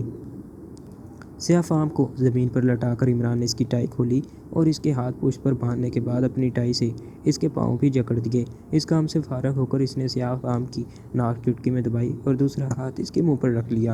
حربہ کامیاب رہا اور چند لمحوں میں ہی سیاہ فام نے تڑپ کر آنکھیں کھول دی۔ عمران نے اس کے ہوش میں آتے ہی پیچھے ہٹ کر شوائی پستول کا رخ اس کی جانب کر دیا اور سیاہ فام کی آنکھیں خوف سے پھیلتی چلی گئیں۔ میرے پاس زیادہ وقت نہیں دوست، عمران نے ریسٹ واچ پر نظر ڈالتے ہوئے دیکھا۔ اگر تم میرے چند سوالوں کے جواب دے دو تو زندہ بچ سکتے ہو، ورنہ اس پستول سے نکلنے والی شعاؤں کی کارگزاری سے تو واقف ہی ہو۔ کیا تم جواب دینے پر رضامند ہو یا میں دباؤں بٹن؟ پوچھو، وہ ہلکایا۔ جولیا خاموشی سے ان دونوں کو دیکھ رہی تھی۔ عمران نے سوالات کا سلسلہ شروع کیا۔ کچھ کے جوابات ملے اور کچھ سے اس نے لا علمی کا اظہار کیا۔ پھر عمران نے پستول کا رخ اس کی جانب کر کے پستول کا سبز بٹن دبایا۔ پستول کی ایک نال سے نیلکوں شعاع خارج ہو کر سیاہ فام کے چہرے پر پڑی اور وہ بے ہوش ہوتا چلا گیا۔ تب عمران نے پستول کا سرخ بٹن بھی دبا دیا۔ اس بار پستول کی دوسری نال سے بنفشی رنگ کی تمتماتی ہوئی شعاع خارج ہو کر اس آدمی کے جسم پر پڑی اور دوسرے ہی لمحے اس کا جسم کوئلے میں تبدیل ہو گیا۔ جولیا اس کا انجام دیکھ کر کانپ اٹھی، لیکن عمران کا چہرہ سپاٹ تھا، جیسے اس پر ذرا بھی اثر نہ ہوا ہو۔ اس نے ٹیکسی ڈرائیور کو باہر نکال کر لاش کے قریب ڈالا اور ٹیکسی میں بیٹھ گیا۔ چند لمحوں بعد ان کی ٹیکسی واپس شہر جا رہی تھی۔ جولیا نے پوچھا، اب کہاں جانا ہے؟ فلپ جیمز تو یہاں نہیں ہے، تم سن ہی چکی ہو، عمران سوچتا ہوا بولا۔ اس لیے لامحالہ ہمیں اس عمارت کا جائزہ لینا پڑے گا جہاں سیاہ فام کا انچارج رہتا ہے۔ لفتاً وہ چونک پڑا۔ واچ ٹرانسمیٹر پر اشارہ موصول ہو رہا ہے۔ اس نے ایک ہاتھ سے اسٹیئرنگ سنبھالتے ہوئے دوسرے ہاتھ سے واچ ٹرانسمیٹر کا ونڈ بٹن باہر کھینچ دیا۔ دوسری جانب سے جو آواز اسے سن کر آئی تو وہ دونوں حیرت سے اچھل پڑے۔ ہیلو عمران صاحب، کیپٹن بابر کالنگ اوور۔ یس مسٹر گاجر، عمران اٹینڈنگ۔ کیا عالم بابا سے بول رہے ہو پیارے؟ عمران نے احمقانہ لہجے میں پوچھا۔ فی الحال تو ایک آبدوز میں ہوں، کیپٹن بابر کی ہنستی ہوئی آواز آئی۔ آپ کے بارے میں پتہ چلا تھا کہ آپ اپنے دم چھلوں سمیت یہاں پہنچ چکے ہیں، سوچا خیریت ہی معلوم کر لوں۔ یہاں ایک دم چھلی بھی موجود ہے جسے مس ورڈر پلانٹ کہتے ہیں، عمران بولا۔ جولیا نے غصے سے دیکھا، پھر کیپٹن بابر سے مخاطب ہوئی۔ ہیلو کیپٹن، کیسے ہو؟ مگرمچھ کی طرح پانی کے اندر، عمران جلدی سے بولا۔ تم چپ رہو، جولیا نے اسے جھڑکا۔ آپ سنائیں مس جولیا، ساتھیوں کا کیا حال ہے؟ کیپٹن بابر نے پوچھا۔ لا حول ولا، عمران منہ بنا کر بولا۔ یار تم نے محض خیریت معلوم کرنے کے لیے کال کیا تھا۔ اوہ سوری، رپورٹ حاضر ہے، کیپٹن بابر جلدی سے بولا اور پھر بولتا چلا گیا۔ ایک منٹ بعد وہ خاموش ہوا تو عمران سنجیدہ لہجے میں بولا۔ ٹھیک ہے، تم کوئی مزاحمت کیے بغیر سفر کرتے رہو، منزل پر پہنچ کر حالات کا جائزہ لیا اور اگر کہیں سے کوئی بڑا ٹرانسمیٹر ہاتھ لگ جائے تو مجھے رپورٹ کرنا۔ اچھا، اللہ حافظ۔ کوئی آ رہا ہے، کیپٹن بابر کی تیز آواز سنائی دی اور سلسلہ منقطع ہو گیا۔ عمران نے فوراً واچ کاؤنٹ کا بٹن اندر کو دبا کر ٹرانسمیٹر آف کر دیا اور جولیا کی طرف دیکھنے لگا جو منہ پھلائے بیٹھی تھی، کیونکہ عمران نے کیپٹن سے اسے بات کرنے دی تھی۔ پھر تھوڑی دیر بعد ہی وہ شہر پہنچ گئے اور ایک جگہ عمران نے ٹیکسی روکی اور وہ دونوں اتر آئے۔ چند قدم چلنے کے بعد عمران نے ایک اور ٹیکسی رکوائی اور دونوں اس میں سوار ہو گئے۔ عمران نے منزل کا پتہ بتایا اور ڈرائیور نے ٹیکسی آگے بڑھا دی۔ 10 منٹ بعد ٹیکسی شہر کے دوسرے سرے پر واقع ایک کالونی میں داخل ہوئی۔ اس کالونی میں یورپین رہتے ہیں۔ عمران نے ٹیکسی ایک جگہ رکوائی اور دونوں اتر آئے۔ ٹیکسی واپس چلی گئی تو عمران آگے بڑھنے لگا۔ مطلوبہ عمارت تلاش کرنے میں اسے زیادہ وقت نہیں لگا تھا۔ عمارت کا گیٹ بند تھا اور چاردیواری خاصی بلند تھی۔ عمران نے جولیا کو ہدایات دے کر اس نے گلی کے سرے پر کھڑا کیا اور خود عمارتوں کی عقبی گلی میں گھس گیا۔ عمارت کے عقبی حصے میں لگے درخت تھے جن کی شاخیں دیوار پر جھکی ہوئی تھیں۔ عمران کو دیوار پر چڑھنے میں کوئی دقت نہ ہوئی۔ دیوار پر چڑھ کر وہ گھنی شاخوں میں روپوش ہو گیا اور چاردیواری کے اندر کا جائزہ لینے لگا۔ اصل عمارت دیوار سے 20 فٹ کے فاصلے پر تھی اور اس درمیانی جگہ پر پھولدار پودوں کی کیاریاں تھیں۔ عقبی حصے میں کوئی ذی روح نظر نہیں آ رہا تھا۔ عمران آہستہ سے اندر اتر گیا۔ عمارت کی عقبی جانب کوئی کھڑکی یا روشن دان نہیں تھا، البتہ پانی کے نکاس کے لیے چند پائپ نظر آ رہے تھے۔ عمران دبے پاؤں آگے بڑھا اور عمارت کے قریب جا پہنچا۔ جوتے اتار کر جیبوں میں ٹھونسنے کے بعد اس نے ایک پائپ منتخب کیا اور بندروں کی سی پھرتی سے پائپ پر چڑھتا چلا گیا۔ چند لمحوں بعد وہ چھت پر پہنچ چکا تھا۔ جوتے پہن کر دوسری جانب کی منڈیر کے پاس پہنچا اور کمپاؤنڈ میں جھانکا۔ اس جانب ایک مشین گن بردار گیٹ پر کھڑا نظر آیا۔ عمران نے دائیں بائیں جانب دیکھا۔ بائیں جانب چھت کے سرے پر نیچے اترنے کے لیے زینے تھے۔ وہ زینوں کی طرف رینگنے لگا۔ قریب پہنچ کر وہ اٹھا اور دبے پاؤں زینے اترنے لگا۔ زینوں کا اختتام ایک راہداری میں ہوا۔ راہداری میں اس وقت کوئی ذی روح موجود نہیں تھی۔ راستے برآمد تھے۔ برآمدے سے ذرا آگے ایک کمرے سے ہلکی ہلکی آوازیں اٹھ رہی تھیں۔ عمران طبی پاؤں ہتھیلی میں چلنے لگا۔ اس کا ایک ہاتھ کوٹ کے دائیں جانب میں تھا اور دوسرا پاؤں بائیں جیب میں۔ ریوالور اور دوسری شوائی پستول اس نے گرفت میں لے رکھی تھی۔ برآمدے کے پاس پہنچ کر اس نے سر جھانکا۔ برآمدے کے باہر کوئی نہیں تھا۔ تب وہ آگے بڑھ گیا۔ اس کمرے کے دروازے پر پہنچ کر وہ رکا اور محتاط انداز میں کی ہول سے آنکھ لگا دی، مگر دوسرے ہی لمحے اس کی آنکھیں حیرت سے پھیلتی چلی گئیں۔ قدموں کی آہٹیں سنتے ہی کیپٹن بابر نے ٹرانسمیٹر آف کر دیا اور پانی گرانے لگا۔ ہاتھ دھو کر وہ باہر نکلا تو بیگر نامی شخص اسے گھور رہا تھا۔ بہت دیر لگا دی تم نے، وہ غصے سے بولا۔ جیرالڈ کہاں ہے؟ مجھے معلوم نہیں، میں تو اندر تھا، کیپٹن بابر نے مسکرا کر کہا۔ بیگر نے زور سے جیرالڈ کو آواز دی اور وہ انجن روم سے نکل آیا۔ یہ تم ڈیوٹی دے رہے ہو؟ بیگر گرایا۔ جیرالڈ نے شرمندہ ہو کر سر جھکایا۔ بیگر اسے گھورتا ہوا بولا، لے آؤ اسے۔ وہ تینوں نشستگاہ میں پہنچے۔ بیگر نے فلپ چیون سے کہا، اس کے پاس کوئی خفیہ ٹرانسمیٹر ہے؟ کیا تم نے اس کی مکمل تلاشی لی تھی؟ اوہ، تمہیں کیسے معلوم ہوا؟ مجھے اس کی تلاشی میں کوئی ایسی چیز نہیں ملی، فلپ نے چونک کر کہا۔ مجھے باتھ روم سے اس کے بولنے کی آواز سنائی دی تھی۔ بیگر کیپٹن بابر کو گھورتا ہوا بولا، ایک ہی جملہ سنا تھا مگر میں سمجھ نہیں سکا تھا، شاید اپنی زبان میں بولا تھا۔ تمہیں غلط فہمی ہوئی ہے مسٹر بیگر، میں تو ذرا گنگنا رہا تھا، کیپٹن بابر نے مسکرا کر کہا۔ اپنی تسلی کے لیے تم دوبارہ میری تلاشی لے سکتے ہو جیرالڈ، چیک کرو، بیگر نے جیرالڈ سے کہا، اور وہ احتیاط سے کیپٹن بابر کی لباس کی تلاشی لینے لگا، لیکن وہاں کچھ ہوتا تو ملتا۔ جیرالڈ نے مایوسی سے بیگر کی طرف دیکھا۔ ٹھیک ہے، آرام سے بیٹھ جاؤ، اس کے لیے کھانا لاؤ، اس نے جیرالڈ سے کہا، اور جیرالڈ باہر نکل گیا۔ اسی لمحے ان کے چوتھے ساتھی نے چونکتے ہوئے کہا، اوہ، کہیں جیمز بانڈ کی طرح اس نے گھڑی میں تو ٹرانسمیٹر فٹ نہیں کر رکھا۔ اس کی بات پر فلپ اور بیگر چونکے۔ پھر بیگر نے قریب آ کر کیپٹن بابر کا بازو پکڑا اور گھڑی دیکھنے لگا۔ دوسرے لمحے اس نے گھڑی اتار لی۔ شاید تمہارا خیال درست ہے چارلس، بیگر نے اپنے ساتھی سے کہا، یہ گھڑی مخصوص ساخت کی لگتی ہے۔ اس نے واچ ٹرانسمیٹر اپنی جیب میں ڈال لی۔ کیپٹن بابر کا چہرہ سپاٹ ہی رہا، فی الحال وہ ویسے بھی اس کے لیے بیکار تھی۔ ظاہر ہے فاصلہ بڑھ جانے کے بعد اس پر کسی کو کال نہیں کیا جا سکتا تھا۔ چند لمحوں بعد جیرالڈ کھانا لایا اور کیپٹن بابر کے آگے چھوٹی سی تپائی پر رکھ دیا۔ بھوک شدید تھی۔ کیپٹن بابر فوراً ہی کھانا کھانے لگا اور چاروں پھر تاش کھیلنے میں مصروف ہو گئے۔ کیپٹن کبھی کبھی بائیں دیوار پر لگے سمیت سمت اعلیٰ پیمانے کی طرف دیکھ رہا تھا کہ آبدوز مشرق کی جانب سفر کر رہی تھی۔ دوسرا اعلیٰ رفتار ظاہر کر رہا تھا۔ کھانا کھانے کے بعد اس پر غنودگی طاری ہونے لگی، شاید کھانے میں کچھ ملا ہوا تھا۔ کیپٹن نے اس غنودگی سے چھٹکارا پانے کے لیے کئی بار سر جھٹکا مگر ناکام رہا۔ آہستہ آہستہ اس کے حواس معطل ہوتے چلے گئے اور وہ بے ہوش ہوتا چلا گیا۔ دوبارہ ہوش میں آیا تو وہ آبدوز میں ایک جانب فرش پر لیٹا ہوا تھا۔ فلپ، چارلس اور بیگر بستروں میں سو رہے تھے، جبکہ بیگر کرسی پر بیٹھا اونگ رہا تھا، شاید وہ اس کی نگرانی کے لیے بیٹھا تھا۔ کیپٹن بابر نے سوچا کہ اس موقع سے کیا فائدہ اٹھایا جائے، اسے اس وقت کا اندازہ نہیں تھا۔ نہ جانے وہ کتنی دیر بے ہوش رہا تھا۔ 15-20 منٹ تک سوچنے کے بعد وہ کوئی آواز پیدا کیے بغیر اٹھا۔ قرب و جوار کا جائزہ لینے پر چند فٹ دور دیوار کے پاس ایک کاہنی سلاخ نظر آئی جو 1 انچ موٹی اور 3 فٹ لمبی تھی، لیکن یہ اس کے لیے کارآمد نہیں تھی۔ چنانچہ اس نے ہاتھ استعمال کرنے کا فیصلہ کر لیا۔ وہ بے آواز رینگتا ہوا جیرالڈ کی طرف بڑھا۔ اس کی پشت پر پہنچ کر وہ آہستہ سے اٹھا اور سیدھے ہاتھ کا زوردار مکہ جیرالڈ کی کمر پٹی پر رسید کر دیا۔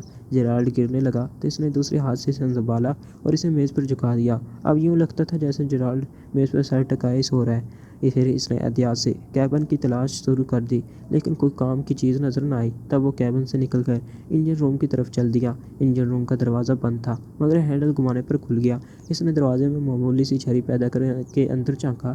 وہاں 3 افراد تھے، ایک ریڈیو آپریٹر اور 2 انجن ڈرائیور یعنی ملاح۔ انجن چل رہے تھے اور ہلکی ہلکی کھرر کی آواز بلند ہو رہی تھی، جبکہ وہ تینوں اپنی اپنی نشست پر بے خبر اونگ رہے تھے۔ اندر دیواروں پر لگے اسکرینوں پر باہر کا منظر نظر آ رہا تھا۔ باہر رات کا اندھیرا پھیلا ہوا تھا۔ وہاں لگے کلاک پر تاریخ اور وقت نظر آ رہا تھا اور اس کے مطابق وہ تقریباً 20 گھنٹوں بعد ہوش میں آیا تھا۔ گویا آبدوز اب تک کافی سفر کر چکی تھی۔ دفتن کیپٹن بابر کو اپنی کمر میں کسی چیز کی چبھن محسوس ہوئی، ساتھ ہی آواز سنائی دی، بہت سیر ہو چکی کیپٹن، اب واپس چلو۔ کیپٹن نے بے اختیار گردن گھما کر دیکھا۔ پیچھے بیگر کھڑا اسے گھور رہا تھا۔ ایک اسٹین گن اس کے ہاتھ میں تھی جو اس نے کیپٹن کی کمر سے لگا رکھی تھی۔ کیپٹن بابر نے طویل سانس لیا اور واپس چل دیا۔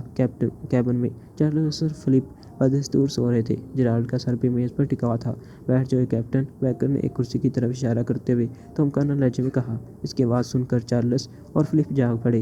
انہوں نے حیرت سے ان دونوں کو دیکھا۔ جرالڈ، بیکر گرایا مگر جرالڈ نے کوئی حرکت نہ کی۔ تب بیکر نے آگے بڑھ کر اسے جھنجھوڑا اور بیکر کرسی سے فرش پر لڑک گیا۔ فلپ اور چارلس بستروں سے نکل آئے۔ اوہ، یہ تو بے ہوش معلوم ہوتا ہے، فلپ نے کہا۔ ہاں، اور یہ غالباً کیپٹن کا کارنامہ ہے، بیکر نے کیپٹن بابر کو گھورتے ہوئے کہا۔ یہ انجن روم میں جھانک رہا تھا اور وہاں کا عملہ بھی بے خبر سو رہا ہے۔ اگر اچانک ہی میری آنکھ نہ کھل جاتی اور اسے غائب کر میں باہر نہ نکلتا تو نہ جانے یہ کیا کر چکا ہوتا۔ وہ دونوں بھی اسے سخت نگاہوں سے دیکھنے لگے۔ چارلس نے جرالڈ کو ہوش میں لانے کے لیے پانی کے چھینٹے مارے۔ جلدی سے ہوش آ گیا اور وہ حیرت سے ادھر ادھر دیکھنے لگا۔ اوہ، شاید میں سو گیا تھا، اس نے کہا۔ ذہن پر زور دو، تم بے ہوشی سے اٹھے ہو، بیکر نے کرا کر کہا۔ اوہ ہاں، جرالڈ چونکتا ہوا بولا۔ شاید کسی نے میری کن پٹی پر زور لگائی تھی، ٹھیک سمجھے ہو۔ کیپٹن بابر نے تمہیں بے ہوش کر کے آبدوز پر قبضہ کرنے کی کوشش کی تھی، بیکر بولا۔ جرالڈ نے خوگوار نگاہوں سے کیپٹن بابر کی طرف دیکھا اور مکانات کو گھراتا ہوا اس کی طرف لپکا۔ تمہیں جرأت کیسے ہوئی؟ اس نے کیپٹن پر حملہ کر دیا، لیکن کیپٹن نے کرسی پر بیٹھے ہی بیٹھے اس کا مکہ کلائی پر روک کر اس کی ناک پر کونسا رسید کر دیا۔ جرالڈ لڑکھڑایا اور اپنی ناک ٹٹولنے لگا۔ اس کی ناک سے خون کی لکیر بہہ نکلی تھی۔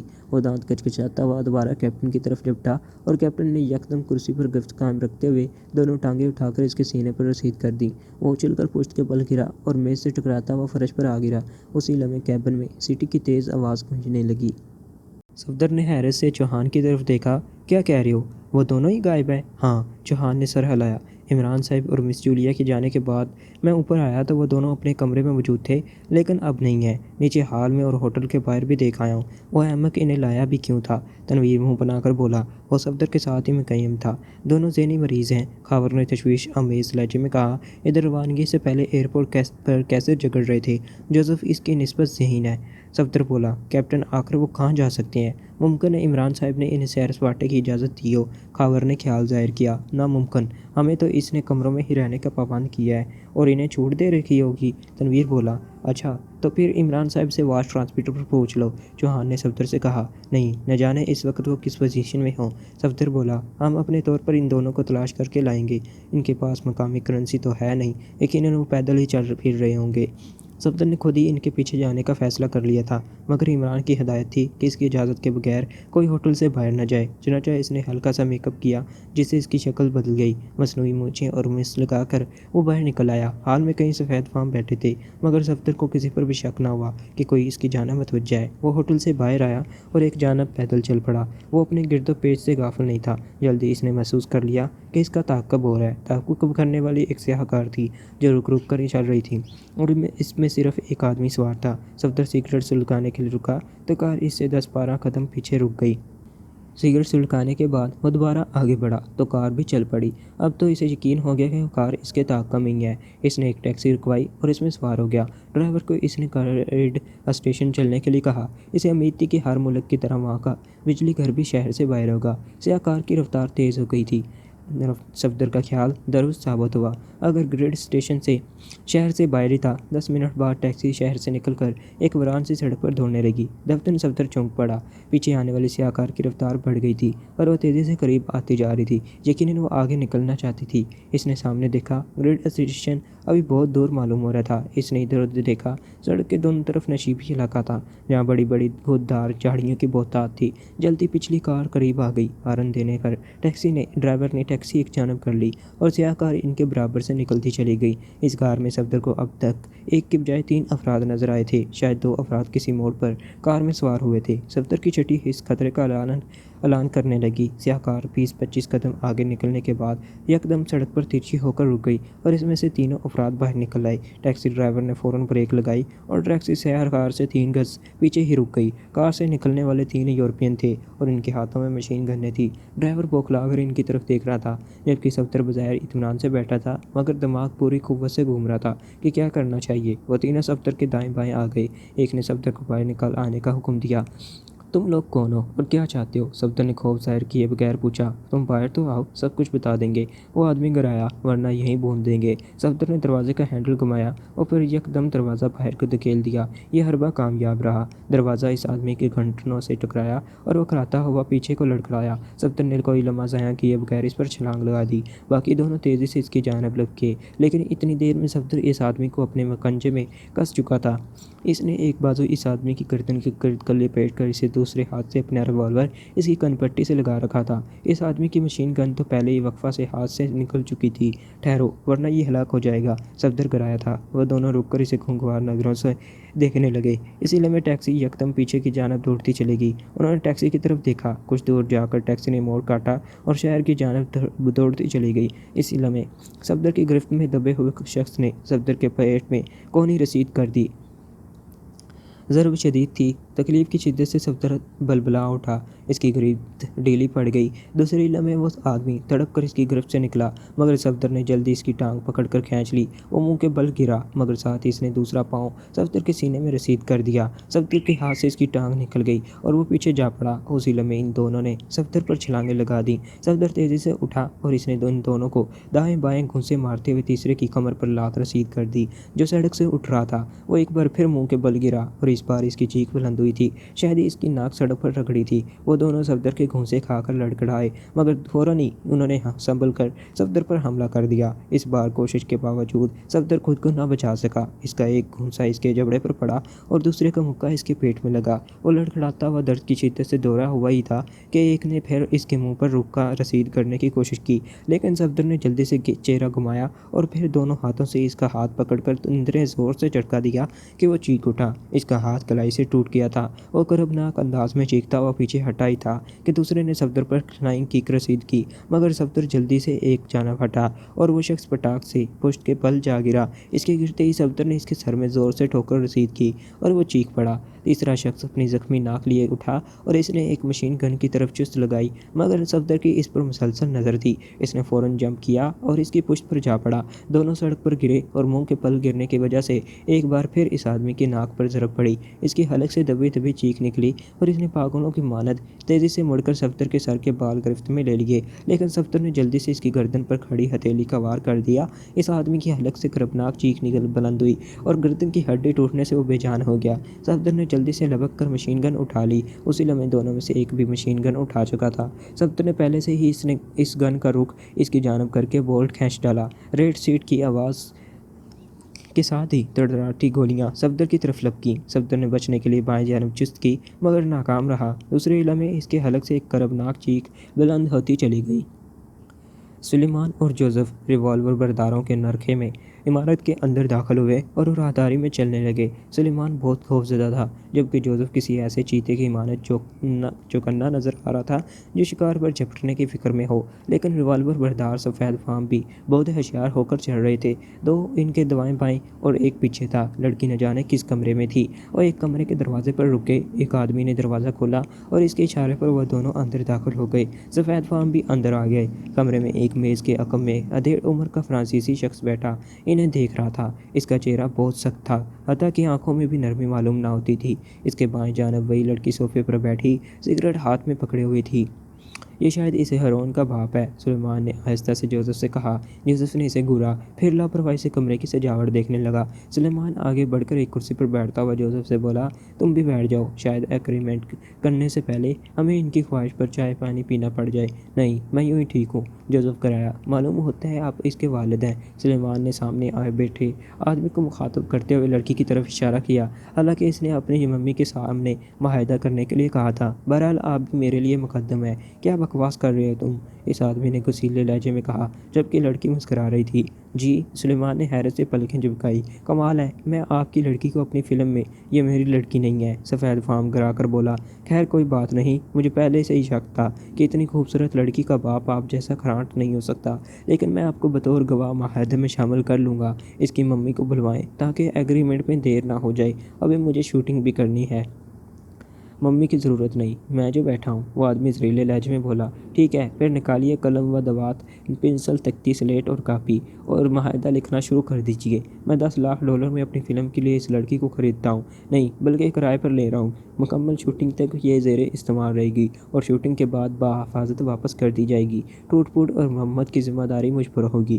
سلیمان نے اس طرح کہا جیسے لڑکی کو فلم میں کاسٹ کرنے کی بجائے کرائے پر سائیکل حاصل کر رہا ہو۔ شٹ اپ، سفید پوش دہاڑا۔ اوہ، آپ تو ناراض ہو گئے صاحب، سلیمان بوکلا کر بولا۔ پھر لڑکی سے بولا، اپنے منشی جی کو سمجھاؤ، یہ کم رقم میں نہیں مان رہے۔ حالانکہ $10 لاکھ کے علاوہ ریٹائرمنٹ پر 1 مربع اراضی اور پینشن کی سہولت بھی ملے گی۔ لڑکی اس کی باتوں پر بے اختیار ہنس رہی تھی۔ سفید فام نے اسے غصے سے گھورتے ہوئے کہا، بند کرو منہ مارگریٹ، کیا ہنسنے کا موقع ہے؟ ہنسنے کا نہیں تو کیا رونے کا موقع ہے صاحب؟ سلیمان منہ بنا کر بولا، میں کہتا ہوں اتنی اچھی آفر پر تو اسے اٹھ کر خوشی سے ناچنا ٹاپنا اور گانا چاہیے۔ یوں آج خوشیاں دے نال مینوں چڑھ گئے نے حال۔ سلیمان نے آخری جملہ پنجابی میں گا کر سنایا اور سفید فام کا پارا اور چڑھ گیا۔ وہ میز پر ہاتھ مار کر بولا، بکواس بند کرو احمق کے بچے۔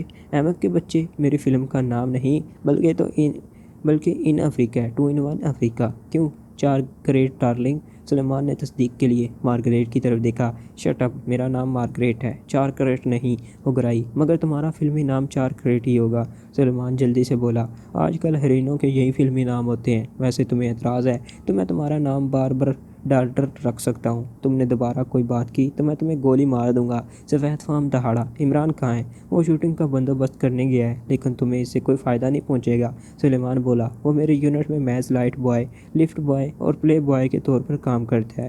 اصل فلم ساز، ہدایت کار، گلوکار، نغمہ نگار، موسیقار اور اداکار، صداکار، پیشکار اور کہانی کار تو میں ہوں۔ مجھ سے بات کرو۔ مجھے تمہارا گولی مارنے کا ڈائلاگ بہت پسند آیا ہے۔ تم چاہو تو میری آئندہ فلم چٹ پٹ ان افریقہ میں بطور ویلن کا کام کر سکتے ہو۔ کہیں تو ابھی ایگریمنٹ کرنے کو تیار ہوں۔ اسکرین سیٹ اپ بے شک فلم ریلیز ہونے کے بعد دے دینا۔ مجھے تم پر مکمل اعتماد اور بھروسہ ہے اور مجھے یقین ہے کہ تم ہماری فلم انڈسٹری کے چمکدار ستارے نہیں تو دمدار ستارے تو ضرور بنو گے۔ کیا خیال ہے؟ خیال تو بہت نیک ہے ڈائریکٹر کے بچے، وہ دانت پیستا ہوا بولا۔ پھر اپنے آدمیوں سے بولا، اس مردود کو بے ہوش کر دو، اس نے اتنی بکواس کی ہے کہ میرا دماغ معاف ہو گیا ہے۔ جوزف خاموش کھڑا موقع کی تلاش میں تھا۔ اس وقت اس کی ساری صلاحیتیں بیدار تھیں۔ ٹھہرو، سلیمان بوکھلا کر بولا، انہیں روک دو، میں اب تم سے کوئی بات نہیں کروں گا۔ عمران کہاں ہے؟ سفید فام نے اسے خونخوار نگاہوں سے دیکھتے ہوئے پوچھا۔ سور کے بچے، جواب دو، وہ دہاڑا۔ سلیمان نے ہاتھ سے اشارہ کیا، جس کا مطلب تھا کہ اسے معلوم نہیں۔ مارگریٹ مسکرانے لگی تھی۔ منہ سے بکواس کرو، اس آدمی نے غصے سے جبڑے پھینچتے ہوئے کہا۔ میں نے بکواس کی تو تم پھر مجھے گولی مروا دو گے۔ سلیمان منہ بنا کر بولا، بہرحال سنو، مجھے معلوم نہیں وہ کہاں گیا ہے۔ ہم دونوں تو لوکیشن کا انتخاب کرنے نکلے تھے۔ کیا تم جانتی ہو کہ عمران اور اس کے ساتھی یہاں کیوں آئے یا وہ کیا کرنا چاہتے ہیں؟ ہاں، وہ فلم بندی کرنے کے لیے آئے ہیں اور یہی کریں گے۔ سب نے جاسوسی چھوڑ کر میری یونٹ میں ملازمت کر لی ہے اور خاموش رہو، تم جاؤ۔ اس نے جوزف کو مخاطب کیا۔ عمران کہاں ہے؟ مجھے معلوم نہیں، ہو بھی تو میں نہیں بتاؤں گا۔ جوزف گرایا، اور اگر تم نے نہ بتایا تو تمہیں گولی مار دی جائے گی۔ سفید فام نے دھمکی دی، مار دو، میں پرواہ نہیں کرتا، لیکن یہ سوچ لو کہ زندہ تم بھی نہیں رہو گے۔ جوزف نے جواب میں کہا، کیا X2 بھی تمہارے ساتھ آیا ہے؟ اس نے جوزف کو گھورتے ہوئے پوچھا۔ میں تمہارے کسی سوال کا جواب دینے کا پابند نہیں ہوں مسٹر۔ جوزف سخت لہجے میں بولا، باس، ان احمقوں کو گولی ہی مار دی جائے، یہ ہمارے لیے بیکار ہے۔ مارگریٹ نے غصے سے کہا، تم چپ رہو مس شارکریٹ، تم تو میری فلم کی ہیروئن ہو۔ سلیمان نے غصیلے لہجے میں کہا، ٹھیک ہے، گولی مار دو انہیں۔ باس نے ریوالور برداروں سے تمکانہ لہجے میں کہا۔ اس کا حکم سن کر سلیمان کے چہرے پر ہوائیاں اڑنے لگیں اور جوزف کا اس سے رنگ زرد پڑتا چلا گیا۔ صفدر نے کسمسا کر آنکھیں کھول دی، چند لمحے یوں ہی پڑا، چھت کو گھورتا رہا، پھر اٹھ بیٹھا اور گزرے واقعات کو ذہن میں تازہ کرنے لگا۔ آخری بات جو اسے یاد آئی وہ مشین گن کی فائرنگ تھی۔ وہ گولیاں اس کی ٹانگوں میں لگی تھیں اور پھر اسے ہوش نہیں رہا تھا۔ اس نے جلدی سے اپنی ٹانگوں کا جائزہ لیا جن میں ابھی تک درد ہو رہا تھا۔ دونوں گولیاں ایک ہی ٹانگ میں لگی تھیں، مگر اب زخموں پر پٹیاں بندھی ہوئی تھیں اور وہ فرش پر پڑا تھا۔ اس نے دائیں بائیں کا جائزہ لیا، کمرے میں وہ تنہائی تھا، لیکن اسی لمحے دروازہ کھول کر 2 آدمی اندر آ گئے۔ ان میں سے ایک وہی تھا جس کی صفدر نے ناک پلی کی تھی۔ ان کے ہاتھوں میں ریوالور تھے۔ ہمارا ایک آدمی غائب ہو گیا ہے، ایک آدمی بولا۔ وہ عمران کی نگرانی کے دوران غائب ہو گیا تھا، اس کا سراغ نہیں مل رہا ہے۔ نہ عمران واپس ہوٹل پہنچا ہے۔ تم بتاؤ عمران کہاں گیا اور ہمارے آدمی کا کیا حشر ہوا؟ مجھے معلوم نہیں، صفدر نے اسپاٹ لہجے میں کہا۔ نہ میں نے تمہارے آدمی کو دیکھا تھا، نہ عمران کے روانہ ہوتے وقت میں اس کے پاس تھا۔ جیکر یہ آسانی سے نہیں مانے گا۔ بلبلی ناک والا بولا، کوئی بات نہیں نارمن، تمہیں تو پتہ ہے کہ میں پوچھ گچھ کے لیے کس سے طریقے استعمال کرتا ہوں۔ جیکر نے مسکرا کر کہا، اس کے فرشتے بھی زبان کھولنے پر مجبور ہو جائیں گے۔ ہاں تم تم جواب نہیں دو گے؟ اس نے دوبارہ صفدر سے پوچھا۔ مجھے کچھ معلوم ہو تو بتاؤں، صفدر نے منہ بنا کر کہا۔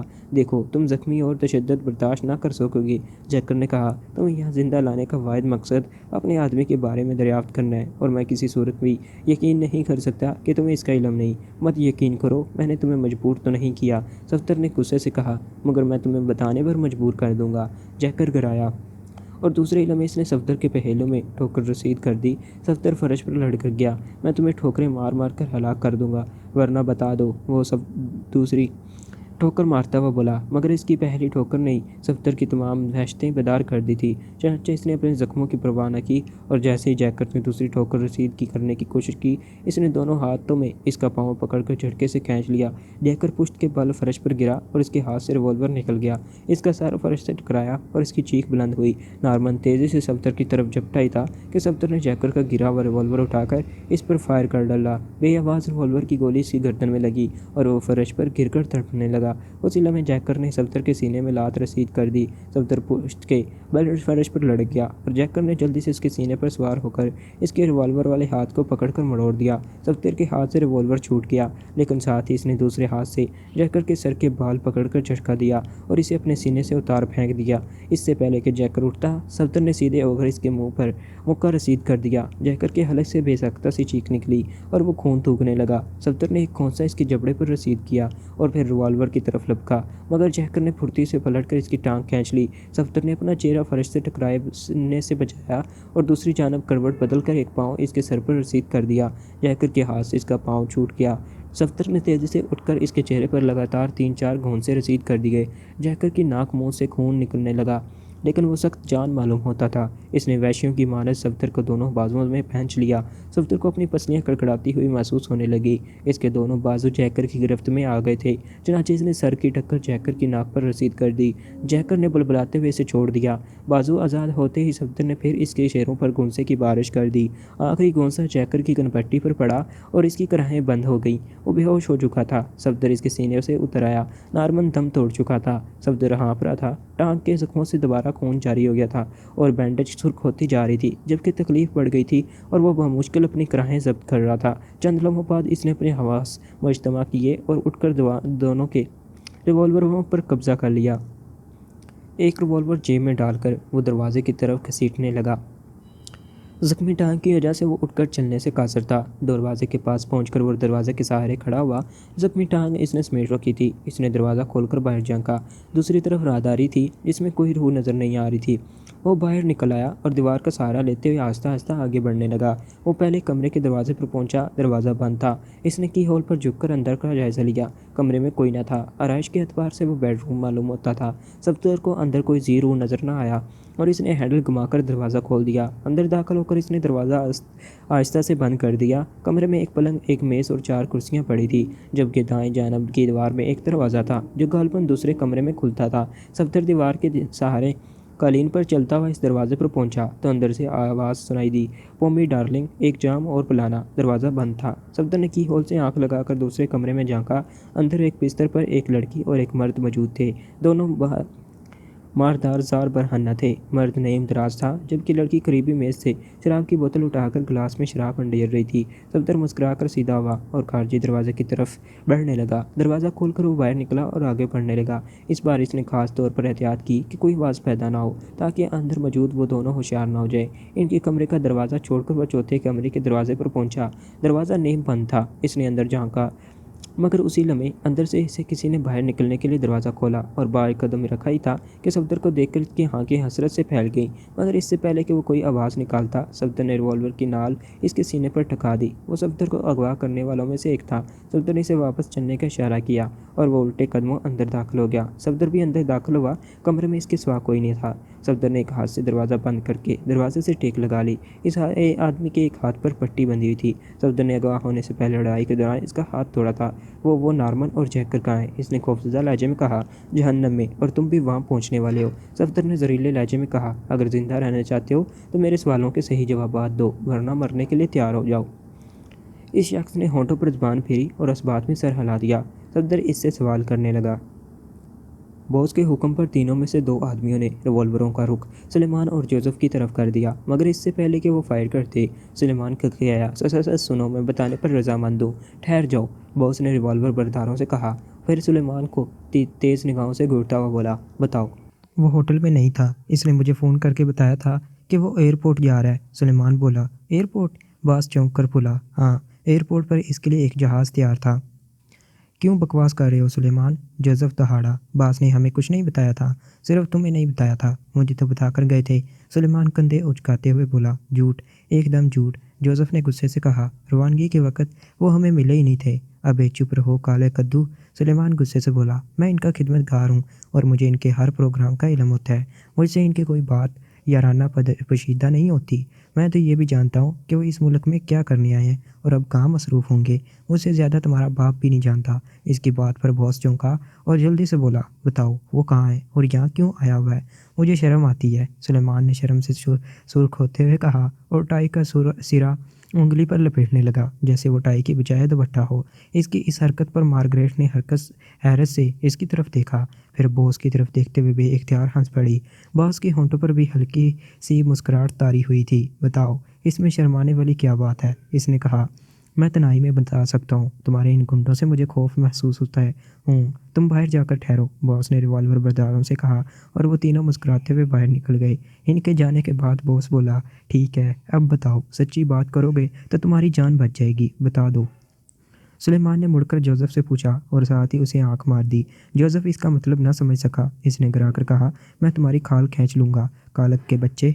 देखा, मुझे इससे डर लगता है। ठहरो, मैं तुम्हारे कान में बताता हूँ। सुलेमान उठता हुआ बोला। मार्गरेट इसे हैरत से दिखने लगी, जबकि बॉस इसे उलझन आमेज निगाहों से घूर रहा था।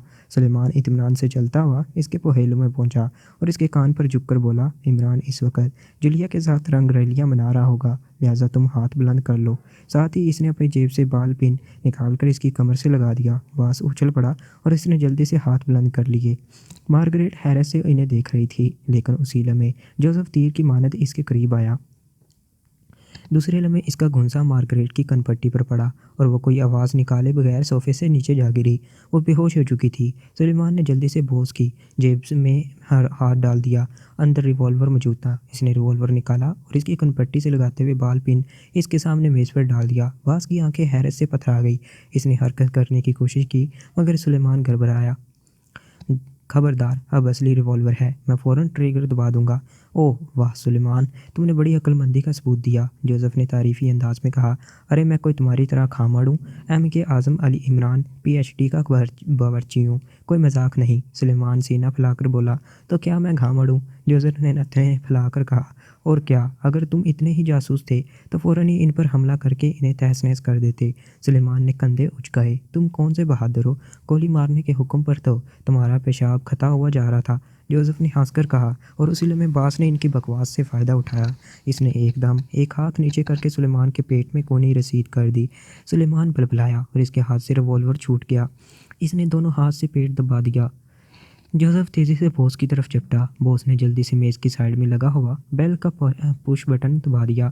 जोसेफ ने करीब आकर इस पर हमला किया ही था कि बॉस ने उठकर इसके जबड़े पर मुक्का रसीद कर दिया।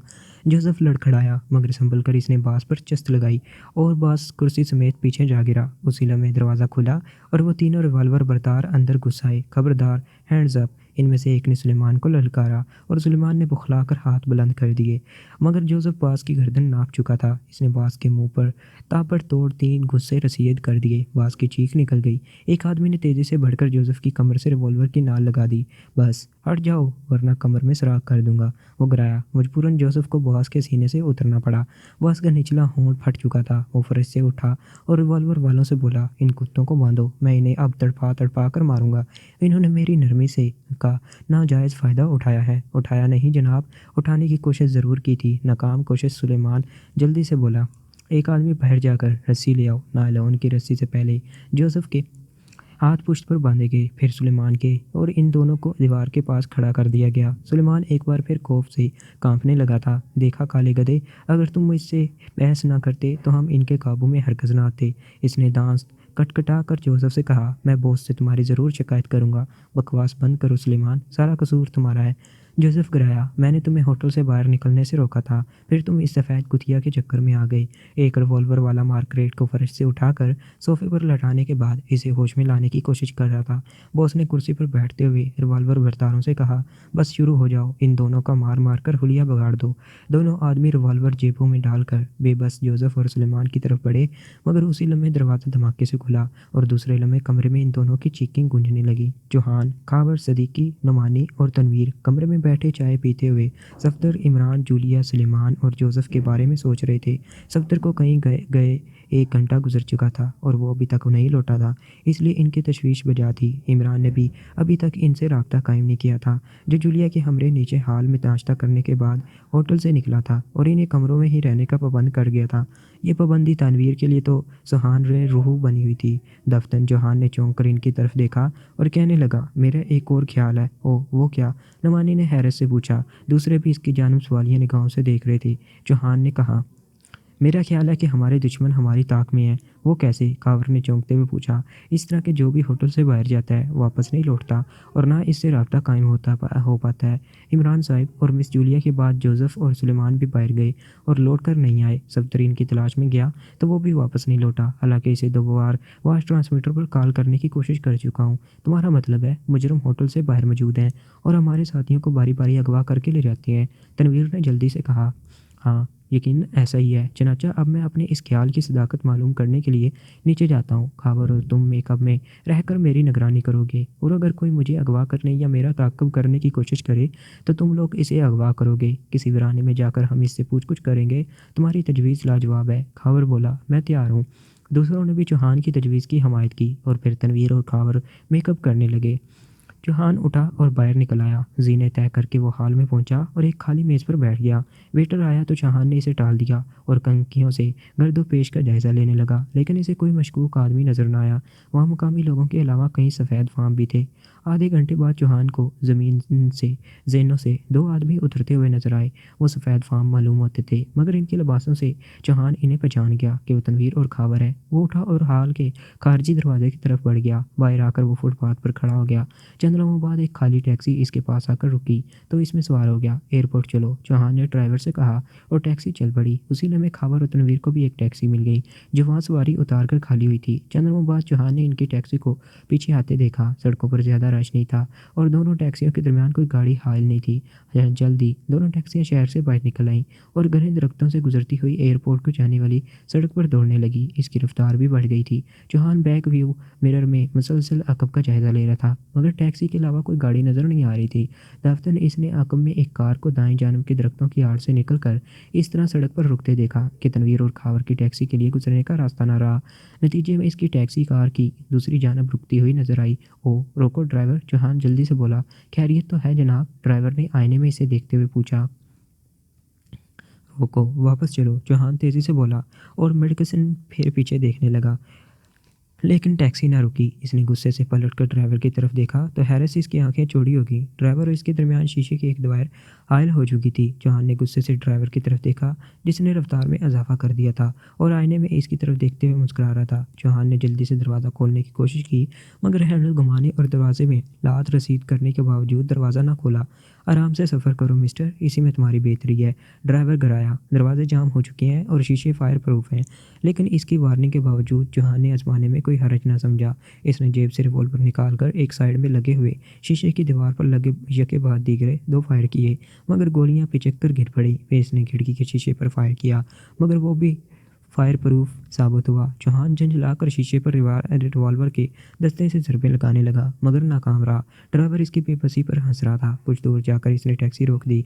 चौहान सारी हकीकत समझ चुका था। टैक्सी खुद ब खुद इसके सामने आकर रुकी थी और इसने असूल के खिलाफ इसमें सफ़र किया था। हालांकि जासूसी का यह आम असूल दुनिया के तमाम सीक्रेट एजेंटों को मालूम होता है कि वो टैक्सी या कार खुद ब खुद तुम्हारे लिए पेश हो, इसमें सफ़र मत करो। न जाने तनवीर और खावर का हाल क्या हुआ होगा, जिनकी टैक्सी को एक कार ने सड़क ब्लॉक करके रुकने पर मजबूर किया था। यकीनन इस कार वाले भी इस टैक्सी ड्राइवर के साथी थे। टैक्सी ड्राइवर रोक कर ड्राइवर ने डैशबोर्ड का एक खाना खोला और इसमें एक रखे एक ट्रांसमीटर को ऑन कर दिया। Hello, Berger panther calling. वो बोलने लगा, यस पैंथर, बर्जर अटेंडिंग। चंद लम्हों बाद ट्रांसमीटर से आवाज़ खारिज हुई। क्या पोजीशन है? इसने पूछा, जिसका नाम पैंथर था। हमने इन दोनों को पकड़ लिया है और अब वो हमारी कार में मशीन गनों की जद में वापसी का सफ़र कर रहे हैं। तीसरे का क्या बना? बर्जर ने आखिर में पूछा। वो भी बेबस है, मैं वापस आ रहा हूँ, पैंथर ने हंसकर कहा और ट्रांसमीटर ऑफ करके डैशबोर्ड बंद कर दिया। फिर इसने कार बैक की और मुड़कर वापस चल दिया। तुम्हारी ये हरकत महंगी पड़ेगी मिस्टर, चौहान ने पैंथर को घूरते हुए कहा। पैंथर जवाब देने की बजाय हंसने लगा। वो यकीनन यूरोपियन था, मगर इस वक्त मेकअप में मकाम भी लग रहा था। चौहान को अफसोस हो रहा था कि इसकी तजवीज़ सिर्फ नाकाम हुई, बल्कि वो फंस गए थे। दफ्तर इसे अपनी पिंडली के साथ बंदे रॉकेट पिस्टल का ख्याल आया। रॉकेट शीशे की दीवार तोड़ सकता था। इसने झुककर अपनी पतलून का पाइंचा ऊपर किया और पेडली के साथ बंदा रॉकेट पिस्टल खोलने लगा। पैंथर ना देख सका क्योंकि वो आईने में चौहान के सिर्फ कमर तक देख सकता था और चौहान की टांगें इसकी नशिश के पीछे पोशीदा थी। चौहान ने रॉकेट पिस्टल निकाल कर शीशे की तरफ कर दिया। रोको, वरना मेरे साथ तुम न बच सकोगे। पिस्तौल 3 फुट मोटी दीवार तोड़ सकता है, चौहान गिराया। इस आदमी ने तमस्कराना निगाहों से इसकी तरफ देखा, मगर टैक्सी न रोकी। तब चौहान ने खिड़की के शीशे पर रॉकेट फायर कर दिया। इमरान को अपनी आंखों पर यकीन नहीं आ रहा था। कमरे में सुलेमान और जोसेफ दीवार के पास खड़े थे और 2 आदमी रिवॉल्वर जेबों में डालकर इनकी तरफ बढ़ने लगे थे। वो कुर्सी पर बैठे शख्स के हुक्म पर इन दोनों का मार मार कर हुलिया बगाड़ते जा रहे थे। इमरान ने फ़ौरन दरवाजे पर लात रसीद करते हुए रिवॉल्वर से यके बाद दीगरे तो फायर किए और वह दोनों सफ़ेद फार्म चीखते हुए फर्श पर आ गिरे। सब ने दरवाजे की तरफ देखा। कुर्सी पर बैठा शख्स इमरान को देखकर ज़ोर से चौंका था, जबकि सुलेमान और जोसेफ ने बैक वक़्त साहिब और बॉस का नारा बुलंद किया था। खबरदार, हाथ बुलंद कर लो, तुम भी, इमरान ने लड़की के पास खड़े हुए शख्स से कहा। कुर्सी पर बैठिए बास, और इसके साथी ने हाथ बुलंद कर लिए। साहिब, हमारे हाथ तो खोल दें, सुलेमान बोला। आपकी मोहब्बत का में ये सब हाल हुआ है, अभी तुम्हारा हाल दुरुस्त करता हूँ नामराद, इमरान ने गुस्से से कहा। साहिब, सुलेमान घबरा कर बोला, मेरा कसूर नहीं था। हाँ हाँ, कसूर तो तुम्हारी माँ का है, गुलकारा के बच्चे, इमरान ने गिराया। उसी लम्हे बास के साथी ने यकदम हाथ नीचे करके जेब से रिवॉल्वर निकालने की कोशिश की, मगर वो कामयाब न हो सका। इमरान तो चारों तरफ निगाहें रखता था। इसके बाबास रिवॉल्वर ने शोला उंगला और इस आदमी के सीने में सुराख कर दिया। कमबख्तो, मैं तुम दोनों को उल्टा लटकाऊंगा, इमरान बॉस को पंगियों से देखता हुआ सुलेमान से बोला। स्पहस के चेहरे पर खौफ छा गया था। 3 लाशें इसके सामने पड़ी थीं और वो कातिल लापरवाह नजर आ रहा था, जैसे इसने इंसानों की बजाय मक्खियाँ मारी हों। बॉस, जोसेफ मुंह बनाकर बोला, मैंने इसे रोकने की बहुत पूरी कोशिश की थी, मगर इस पर सैर करने और यहाँ से किसी शादी करने का बहुत सवार था और फिर हम इसके साथ चल पड़े थे। इमरान ने इसे घूरते हुए पूछा। नहीं बॉस, इसने मुझे धमकी दी थी कि तना ही निकल पड़ेगा और आप मुझसे पूछ-कुछ करेंगे। मैं सिर्फ इसकी हिफाजत के लिए साथ आया था। रास्ते में इस मैम ने लिफ्ट की पेशकश की तो ये कार में सवार होकर फिल्मसाज और हदायतकार बन गया और लड़की हमें धोखे से यहाँ ले आई और ये लोग हमसे आपका पूछ रहे थे।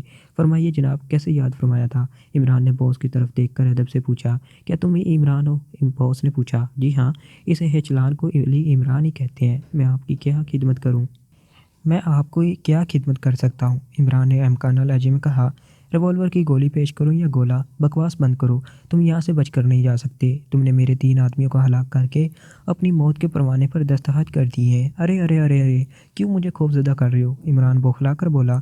इतनी देर में मार्गरेट को होश आ चुका था और वह हैरत से इमरान को देख रही थी। इमरान ने इसे अपनी जान मतवज्जा पाकर आँख मार दी और वो परेशान होकर बॉस की तरफ देखने लगी, जो इमरान को घूर रहा था। इमरान, रिवॉल्वर फेंक दो, तुम्हारे दिन गिने जा चुके हैं, बॉस कराया।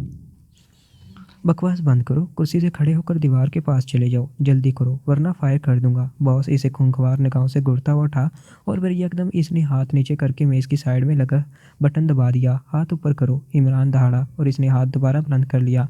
फिर जलता हुआ रिवॉल्वर के पास जाकर खड़ा हो गया। तुम भी उठो, इमरान ने लड़की से कहा। साहिब, ये मेरी फ़िल्म की हीरोइन है, सुलेमान जल्दी से बोला। इसका ख्याल रखना, फ़िक्र मत करो प्यारे, हीरो होता ही हीरोइन का ख्याल रखने के लिए है, इमरान बोला। तुम अपनी खैर मनाओ, बस सारा कसूर इस कालिए का है, सुलेमान बोला।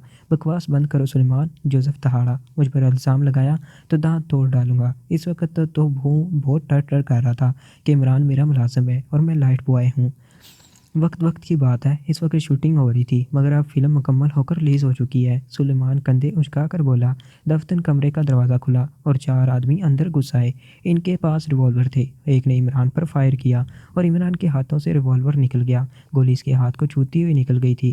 باز نے ہاتھ نیچے گرائے اور آگے بڑھتے ہوئے کہا، اسے بھی باندھ ڈالو، بہت بڑا جاسوس بنتا تھا حرامی۔ عمران کو اس کی گالی سن کر بہت غصہ آیا اور اس نے ریوالور برداروں کی پرواہ نہ کرتے ہوئے باز پر چھلانگ لگا دی۔ دونوں فرش پر گرے۔ ریوالور بردان ان کی طرف لپکے اور 2 آدمیوں نے عمران کو بازوؤں سے پکڑ کر پیچھے کھینچ لیا، مگر یہ ان کی غلطی تھی۔ عمران نے فوراً یہ ایک کی ناک پر مکہ رسید کرتے ہوئے دوسرے کے پیٹ میں گھٹنا رسید کر دیا۔ دونوں بلبلاتے ہوئے پیچھے ہٹے تو عمران نے باز پر چست کی۔ وہ جو فرش سے اٹھ رہا تھا وہ پھر گر پڑا۔ دیکھتے کیا ہو، گولی مار دو اسے، مارگریٹ نے چلا کر اپنے ساتھیوں سے کہا۔ سلیمان دبے پاؤں مارگریٹ کے قریب آ گیا۔ دوسرے ہیلا میں پیچھے سے اس نے مارگریٹ کی کمر پر لات رسید کی اور وہ چیختی ہوئی منہ کے بل فرش پر جا پڑی۔ عمران نے ایک نظر اس کی طرف دیکھا اور اسی لمحے باز نے اسے خود پر سے اچھال دیا۔ عمران بائیں سمت گرا مگر فوراً ہی کروٹ بدل کر باز کے پاس پہنچا اور باز کے پاہیلوں میں مکہ رسید کر دیا۔ باز کی چیخ نکل گئی۔ اسی لمحے دونوں آدمیوں نے سنبھل کر اس پر حملہ کر دیا۔ عمران یکدم اٹھا اور ایک کے پیٹ میں ٹکر رسید کرتے ہوئے دوسرے کی کن پٹی پر مکہ رسید کیا۔ وہ آدمی کٹے ہوئے شہتیر کی مانند گرا جبکہ دوسرا پیٹ پکڑے درخت سے ٹکراتا ہوا فرش پر بیٹھتا چلا گیا۔ باز فرش سے اٹھا اور ریوالور برداروں سے گرا کر کہا، ختم کر دو اسے۔ دونوں ریوالور برداروں نے بیک وقت فائر کیے۔ اس ضلع میں عمران نے باز پر چھلانگ لگائی۔ دونوں ریوالوروں کی گولیاں دیوار سے جا ٹکرائیں مگر فوراً ہی انہوں نے دوبارہ فائر کر دیے۔ دوسرے ہیلا میں عمران اور باز فرش پر آ گرے اور فرش پر تیزی سے خون پھیلتا چلا گیا۔ سیٹی کی آواز پھیلتے ہی تمام افراد کی نگاہیں ٹرانسمیٹر اسکرین کی طرف اٹھ گئیں۔ بیگر نے بڑھ کر ٹرانسمیٹر آن کیا اور اسکرین روشن ہو گئی۔ اس بار نقاب پوش کی بجائے ایک لڑکی کا دلکش چہرہ نظر آ رہا تھا۔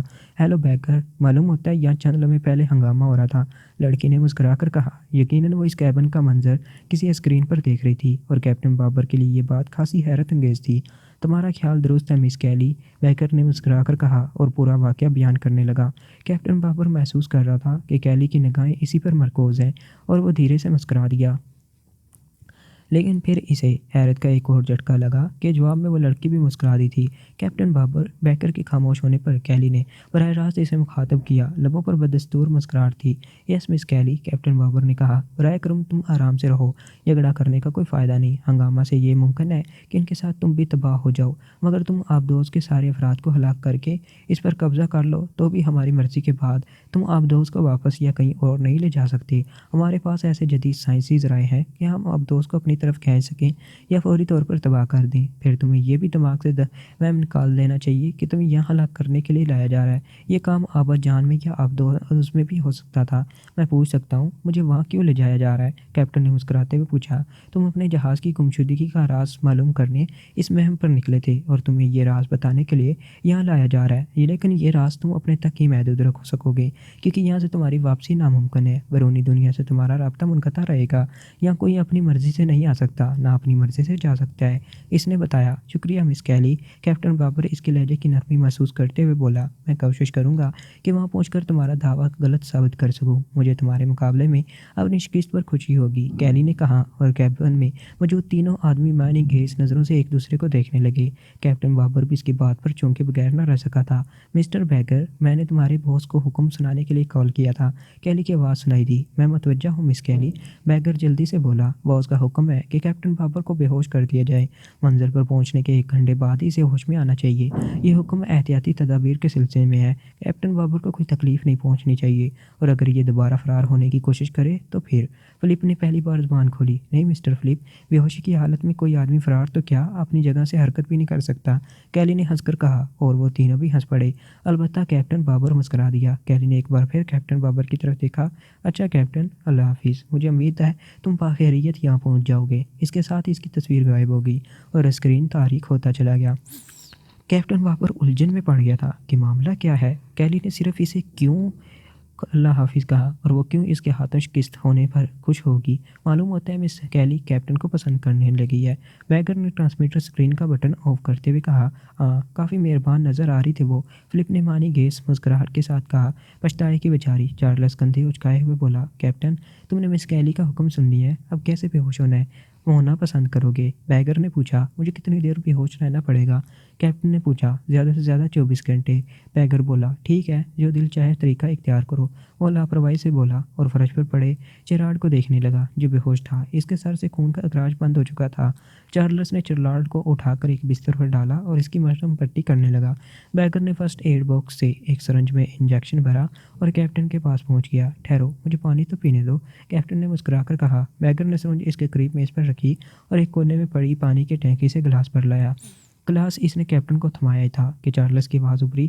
اوہ، تو ختم ہو گیا؟ اس کی بات سن کر فلپ اور بیگر تیر کی مانند اس کے قریب پہنچے اور جیرالڈ کا جائزہ لینے لگے۔ شاید دماغی چوٹ، فلپ نے کہنا چاہا۔ اوہ، مگر ابھی تو یہ زندہ تھا، بیگر اس کی بات کاٹ کر بولا۔ ہاں، جب میں نے اسے اٹھا کر بستر پر ڈالا تو یہ سانس لے رہا تھا، ابھی دم توڑا ہے، چارلس بولا۔ پھر وہ تینوں مڑ کر خونخوار نگاہوں سے کیپٹن بابر کو دیکھنے لگے۔ اس نے ابھی تک پانی نہیں پیا تھا۔ کیا ہوا ہے؟ اس نے حیرت سے پوچھا۔ یہ مر گیا ہے، بیگر اس کی طرف مڑتا ہوا بولا۔ یہ سنتے ہی کیپٹن بابر نے اس انداز سے بدحواسی ظاہر کی کہ اس کے ہاتھ سے گلاس چھوٹ کر فرش پر گرا اور ٹوٹ گیا۔ اوہ، ویری بیڈ، وہ ندامت آمیز لہجے میں بولا۔ میرا مقصد اسے ہلاک کرنا نہیں تھا۔ خیر، اگر باس کو تمہاری زندگی کی ضرورت نہ ہوتی تو ہم انتقاماً تمہیں ابھی ہلاک کر ڈالتے۔ اتنا کہہ کر اس نے سرنج اٹھائی اور کیپٹن بابر کے بازو میں انجیکشن لگانے لگا۔ سفید سیاہ خیال کیپٹن کے بازو میں داخل ہو گیا اور اس نے سوئی باہر نکال لی۔ کیپٹن بابر کرسی پر بیٹھے بیٹھے جمنے لگا۔ ایک دو لمحوں بعد وہ کٹے ہوئے شتیر کی مانند فرش پر آ گرا۔ خس مخس جاں بحق۔ جیگر فرسٹ ایڈ باکس کی طرف بڑھتا ہوا بولا۔ اب یہ منزل پر پہنچنے کے بعد ہی ہوش میں آئے گا۔ ان لوگوں نے آپس میں مشورہ کرنے کے بعد جیرالڈ کی لاش کو سمندر میں پھینک دیا، پھر اپنے بستروں میں گھس کر لیٹ گئے۔ کچھ دیر تو وہ باتیں کرتے رہے، پھر بیگر کو کوئی خیال آیا۔ وہ اٹھا اور ٹرانسمیٹر آن کر کے مس کیلی کو کال کرنے لگا۔ جلدی اسکرین پر کیلی کی تصویر ابھر آئی۔ یس مسٹر بیگر، کو کیا بات ہے؟ کیلی نے فرش پر پڑے کیپٹن بابر کو دیکھتے ہوئے پوچھا۔ جیرالڈ نے دم توڑ دیا ہے اور ہم نے اس کی لاش سمندر کی نظر کر دی ہے، باس کو اطلاع دے دی جائے۔ بیگر کی بات سن کر کیلی نے سر ہلایا اور بولے ٹھیک ہے، اور کچھ نہیں شکریہ، بیگر نے کہا اور کیلی کی تصویر اسکرین سے غائب ہوگی۔ بیگر ٹرانسمیٹر بند کر کے بستر پر آ لیٹا۔ آدھے گھنٹے بعد ان تینوں کے کیبن میں کراٹے گونج رہے تھے۔ مزید 15 منٹ بعد فرش پر اوندے منہ پڑے کیپٹن بابر کے جسم میں حرکت ہوئی اور وہ 24 گھنٹے گزرنے سے پہلے ہی اٹھ بیٹھا۔ اس کے لبوں پر پرسرار سی مسکراہٹ پھیلی ہوئی تھی۔ کھڑے ہو کر وہ احتیاط سے چارلس کی طرف بڑھتا چلا گیا۔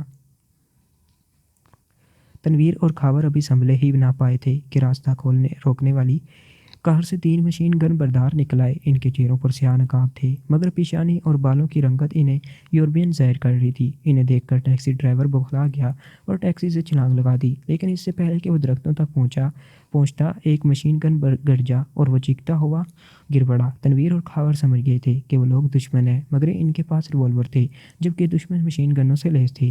مزاحمت کرنا فضول تھا۔ باہر نکل آؤ، ان میں سے ایک گرا کر بولا۔ جلدی کرو، اور وہ دونوں ٹیکسی سے اتر آئے۔ سرخ کوٹ والے نقاب پوش نے اپنی کار کی طرف اشارہ کرتے ہوئے کہا، چلو کار میں بیٹھو، کوئی غلط حرکت کی تو بھون دیے جاؤ گے۔ اس وقت ہم فاسٹ ایکشن میں ہیں اور گولی چلانے میں ذرا بھی سستی نہیں کریں گے۔ تمہیں ہمیں کہاں لے جاؤ گے جناب ایکشن؟ تنویر نے تنزیہ لہجے میں کہا، جہاں تمہارے اگلے ساتھی کو لے جایا جائے گا۔ سرخ کوٹ والا ہنس کر بولا، جلدی کرو۔ وہ ان کی مشین گنوں کے گھیرے میں کار کے پاس آئے۔ تنویر کو فرنٹ سیٹ پر بٹھا دیا گیا، جبکہ کھاور کو پچھلی نشست پر 2 آدمی بیٹھ کر پیڑ گئے اور سرخ کوٹ والے نے ڈرائیونگ سیٹ سنبھال لی۔ چند لمحوں بعد کار شہر کی طرف دوڑ رہی تھی۔ پچھلی سیٹ پر بیٹھے نقاب پوشوں میں سے ایک نے کھاور کے پہلو سے گن لگا رکھی تھی اور دوسرے نے آگے بیٹھے تنویر کی گڈی سے کن کور کر رکھا تھا۔ دفتن کار میں سیٹی کی آواز پھیلنے لگی۔ ڈرائیور نے جلدی سے ڈیش بورڈ کا خانہ کھول کر اندر رکھے ٹرانسمیٹر کا واش بٹن آن کر دیا۔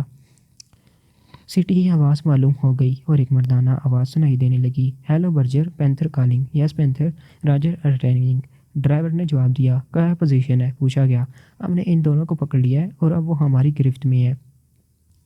اور تیسرے کا کیا بنا؟ وہ بھی پاس ہے، میں واپس آ رہا ہوں، دوسری جانب سے پینتھر نے ہنس کر کہا اور ٹرانسمیٹر خاموش ہو گیا۔ کھاور اور تنویر سمجھ گئے کہ ان کی طرح چوہان بھی پھنس چکا ہے۔ چوہان اکیلا تھا جبکہ وہ 2 تھے اور کوشش کر کے ان تینوں نقاب پوشوں پر قابو پا سکتے تھے۔ کھاور، کیا خیال ہے؟ تنویر نے اردو میں پوچھا۔ بہت نیک، میں تیار ہوں، کھاور نے جواباً مسکرا کر کہا۔ اپنی زبان میں باتیں نہ کرو، برجر نے تنویر کو گھورتے ہوئے کہا اور پھر سامنے دیکھنے لگا۔ ٹھیک ہے، اگلے موڑ پر، تنویر نے اردو میں ہی کہا۔ Reagan, number 2 formula. برجر، गिरा कर अपने एक साथी से बोला और तनवीर के पीछे बैठे रैगन ने गन का दस्ता तनवीर के सर पर रसीद कर दिया। खावर ने इसकी जानिब देखा और उसी लम्हे दूसरे आदमी ने इसके सर पर भी ज़रब लगा दी। खावर बेहोश हो गया। दोबारा होश में आने पर इन दोनों ने खुद को एक ही कमरे में बंद पाया। इनके हाथ पांव बंधे हुए थे और कमरे का वाहिद दरवाज़ा बंद था। वो कोई स्टोर रूम लगता था। एक जानब प्लास्टिक के बड़े बड़े थैलों में मुख्तलिफ दालें पड़ी थी, दूसरी जानब ऑयल के गैलन रखे हुए थे। दीवार के साथ एक शेल्फ मुख्तलिफ किस्म की चाय और काफ़ी के डब्बे पड़े थे। उसी तरह और भी खरदो नश की पैकेट बंद अशिया नज़र आ रही थी। शायद वो किसी होटल का स्टोर था। वाहिद दरवाज़ा बंद था और कमरे में रोशनदान कम अज़ कम 15 फुट की बुलंदी पर था। तनवीर अभी तक बेहोश था। खावर ने जल्दी जल्दी नाखनों में छुपे ब्लेडों से अपने हाथों की बंदिशें काट दी और फिर पाँव की रस्सियां खोलकर उठ खड़ा हुआ। फिर इसने तनवीर की बंदिशें खोली और इसे होश में लाने की कोशिश करने लगा, मगर तनवीर होश में न आया। खावर ने इधर उधर देखा। एक शेल्फ में पिसी हुई मिर्चों का पैकेट नजर आ रहा था। इसने आगे बढ़कर पैकेट उठाया और तनवीर के पास आ गया। पैकेट खोलकर इसने एक चुटकी में ज़रा सी मिर्चें ली और तनवीर के नथनों पर मल दी। दूसरे में तनवीर चीखता उठ बैठा। इसने हैरत से खावर की तरफ देखा। इसके सिवा कोई चारा न था। तुम्हारी बेहोशी गहरी थी, खावर ने मुस्कुरा कर कहा। ओह, मगर हम हैं कहाँ? तनवीर हैरत से बोला। शायद किसी होटल के स्टोर रूम में, खावर बोला और दरवाजे की तरफ बढ़ा, मगर दरवाज़ा बंद था। इसने खोलने की कोशिश की मगर नाकाम रहा। वो वापस तनवीर के पास आ बैठा। दफ्तरी से रिवॉल्वर का ख्याल आया। इसने जेब में हाथ डाला तो जेब खाली था। रिवॉल्वर इनकी बेहोशी के दौरान निकाल लिया गया था। तनवीर का भी रिवॉल्वर गायब था। तनवीर ने अपने नथनों से मिर्चें साफ कर दी। फिर भी वो कई मिनट तक चीखने पर मजबूर रहा। वाह, निकले थे साथियों को खोज लगाने और खुद फंस गए। तनवीर ने मुस्कुरा कर कहा। बहरहाल हमें अब रहाई का कोई तदबीर करनी चाहिए, खावर बोला। दोनों आपस में मशवरा करने लगे। दफ्तर में बाहर कदमों की आयतें बुलंद हुई और लम्बा बलम्बा करीब आने लगी। खावर ने जल्दी से मिर्चों के पैकेट से मुट्ठी भर मिर्चें निकाली और दरवाजे की आड़ में जा खड़ा हुआ। तनवीर ने भी मिर्चों से मुट्ठी भरी और इसकी तकलीद करते हुए दूसरी साइड पर जा खड़ा हुआ। कदमों की आठें करीब आती गईं। फिर एक हल्की सी आवाज़ आई, खोलो ज़रा एहतियात से, कहीं वो होश में ना आगे हों। बेफिक्र हो, इनके हाथ पांव बंधे हुए हैं। दूसरी आवाज़ ने हंसकर कहा। होश में आकर भी वो बेबस होंगे। इसके बाद कफल में चाबी कूदने की आवाज़ सुनाई दी। एक लम्हा बाद दरवाज़ा खुला और दो आदमी अंदर दाखिल हुए और उसी लम्हे खावर और तनवीर ने मिष्टियाँ में भरी हुई मिर्चें इन दोनों के चेहरे पर फेंक दी। दूसरे ही लम्हे इन दोनों ने चीखते हुए आंखें दोनों हाथ पर रख ली। दूसरे लम्हे इन दोनों ने चीखते हुए हाथ आंखों पर रख लिए। वो अंधों की मानद इधर उधर उछलने लगे। खावर और तनवीर ने फ़ौरन ही इन दोनों को दबोच लिया। खावर ने अपने शिकार की कनपट्टी पर मुक्का रसीद करके इसे बेहोश हो जाने पर मजबूर कर दिया, मगर तनवीर ने अपने शिकार की गर्दन पर खड़ी हथेली का मखसूस वार करके इसे अगली दुनिया में पहुंचा दिया। इस आदमी की गर्दन टूट गई थी। वो छिपकली की मानद बेजान होकर फर्श पर गिर गया। फारग होकर इन दोनों ने बाहर झांका और हैरत से उछल पड़े। तो दोस्तों, इसके साथ ही डेथ मर्चेंट मुकम्मल नावल पहला हिस्सा ख़त्म होता है। लेकिन दोस्तों ठहरिए, इसका दूसरा हिस्सा चूहों का नशेमन जल्दी उर्दू सफ़ा चैनल पर अपलोड होगा। तो इसके लिए चैनल को सब्सक्राइब कर लें और बेल को ज़रूर प्रेस कर दें ताकि आप हर आने वाली नई वीडियो को बर वक्त देख सकें। और दोस्तों, आपको ये नावल कैसा लगा अपनी राय से कमेंट सेक्शन में मुझे ज़रूर आगाह करें। शुक्रिया एंड अल्लाह हाफिज़।